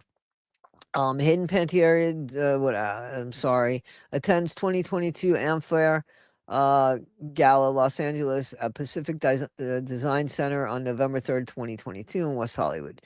Hayden's on and off again boyfriend, which we found out that they said that just because nobody wanted them to be together, but they might have been tumultuous, but they were together. Their separations weren't as constant as people thought. Who was reported present at the time of her death once sent her threatening texts after being arrested. Brian Hickerson and his brother Zach were inside the apartment complex. Judson Milhoff's When the Heroes actor went into cardiac arrest and died Sunday, according to the officer who responded to the scene. 911 call. Brian was the one who handed the police to the officer. Brian was the one who handed the police a bag of medication that Panettiere was taken. After this report published exclusively by TMZ revisited the court documents filed, Brian's 2020 arrest, a probable cause affidavit stated that he was accused of threatening Panettiere despite a court order prohibiting him from even contacting his then estranged girlfriend. Brian was arrested on February 14th. That's Valentine's Day for those that forget. 2020 in California for allegedly assaulting Panettiere. Panettiere lawyer submitted in court screenshots of texts, phone calls, records, and video clips to prove that Brian had used threatening language against his client after his arrest. Time to go to war, I guess. After Wyoming and LA disappears, so do the photos. So, yeah.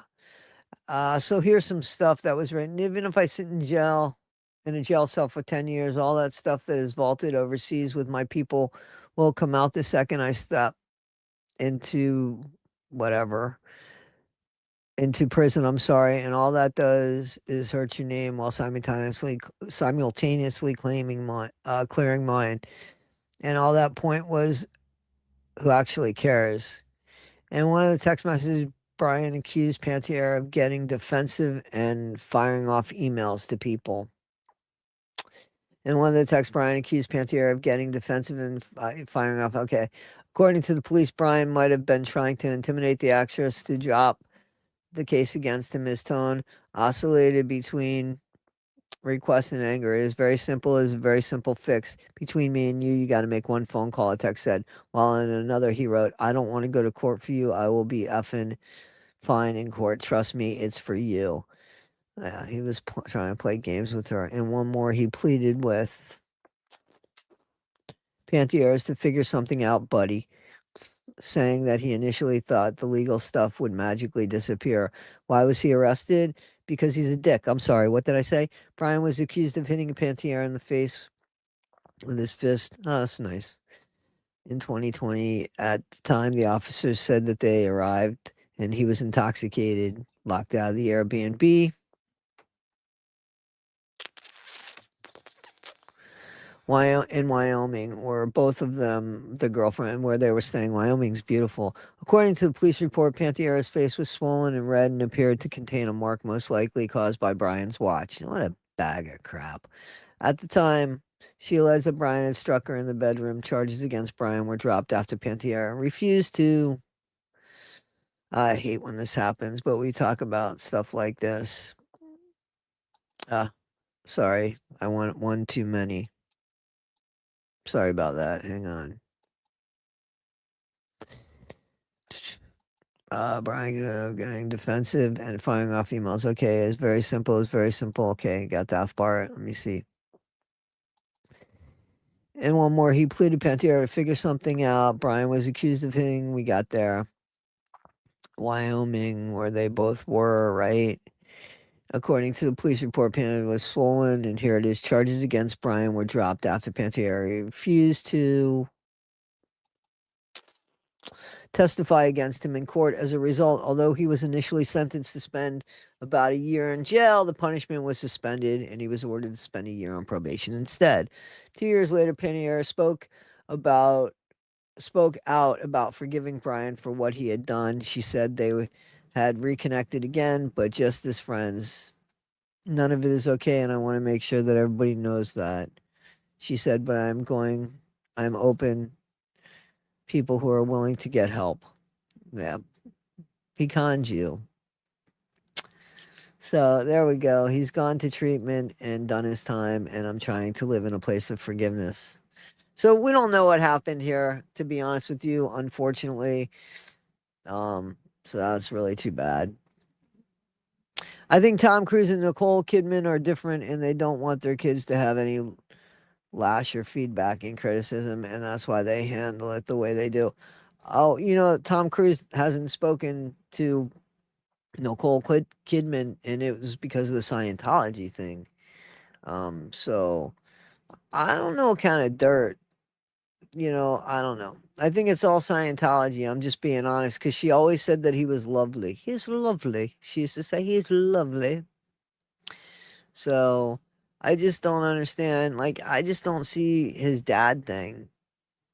Well, no, it's not. Not really. It is, because you have to tell on him too, right, Edie? Like, you have to do these reports on them, remember? Yeah, so that's not good. Anyway, guys, Sophie's Corner, because, we got to have Sophie. Let's go. A couple weeks ago, Sophie Cunningham said that men should not play in the WNBA, and apparently people are still mad about it. Look at, she gets booed. She gets booed. Booed because who wants a male player in women's sports? A lot of fans in Toronto were booing her, and every time she touched the ball, you heard this. Hearing the boos as she touches it, gets fouled. Play. Here's the boos as she touches it, but that's enough to destroy some players. That mess with their confidence and everything. But let's watch Sophie. But just a minute after she checked in, she already silenced the crowd. Deep three. And look at her celebration towards the crowd. I'm still kind of confused why people are mad about what she said. I'm confused too. I don't understand why people are mad about what she said. This is in the game, Cunningham. Another three. That's all net right there. Back to the basketball side. She got fouled, by the way. But right now, Sophie Cunningham leads the WNBA in three-point percentage. She's shooting 46% from deep. Too much on it. Rebound, you sky take. Cunningham comes. Clark through the lane, kicks it out. Cunningham. Sophie also hit the dagger three, and Caitlin loved it. Also listen to what she had to say about the boos in the arena. Got booed a little bit tonight. Really? Yeah. I was kidding. She said, you got booed tonight. She said, really? Yeah, didn't you hear? Yeah, I was kidding. Please like, subscribe, and share, guys. And as always, thank you so much and be great. How you doing? Okay. I don't have a crush. I just can really appreciate what she's standing for, to be honest with you. But I think she's a great player too. Anyway, she's young enough to be my granddaughter. Anyway, guys, we're going to have a Sophie corner. We're going to keep our royal bit. We're going to keep our fun part, and we're going to talk about the news and some entertainment stuff at times. And that's what we're going to do if you guys want to do it with me. So we'll continue to do it at 8:30 in the morning, Tuesday, Wednesday, Thursday, and Friday. And I appreciate you guys immensely. If there's stories you want to hear about, send them to me. We'll see. We'll see if we go over it. I try to cover some newer stuff as well.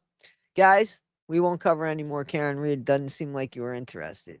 So thank you, and I appreciate you, and be great. Go check out Everybody Has a Story to Tell with Toddy One Skip and The Argument with Toddy One Skip, as well as the 2 videos I put out. Much love to my friend Jameson here. Guys, please like, subscribe, and share. I appreciate you. Hit the bell, guys. Thank you. It's free.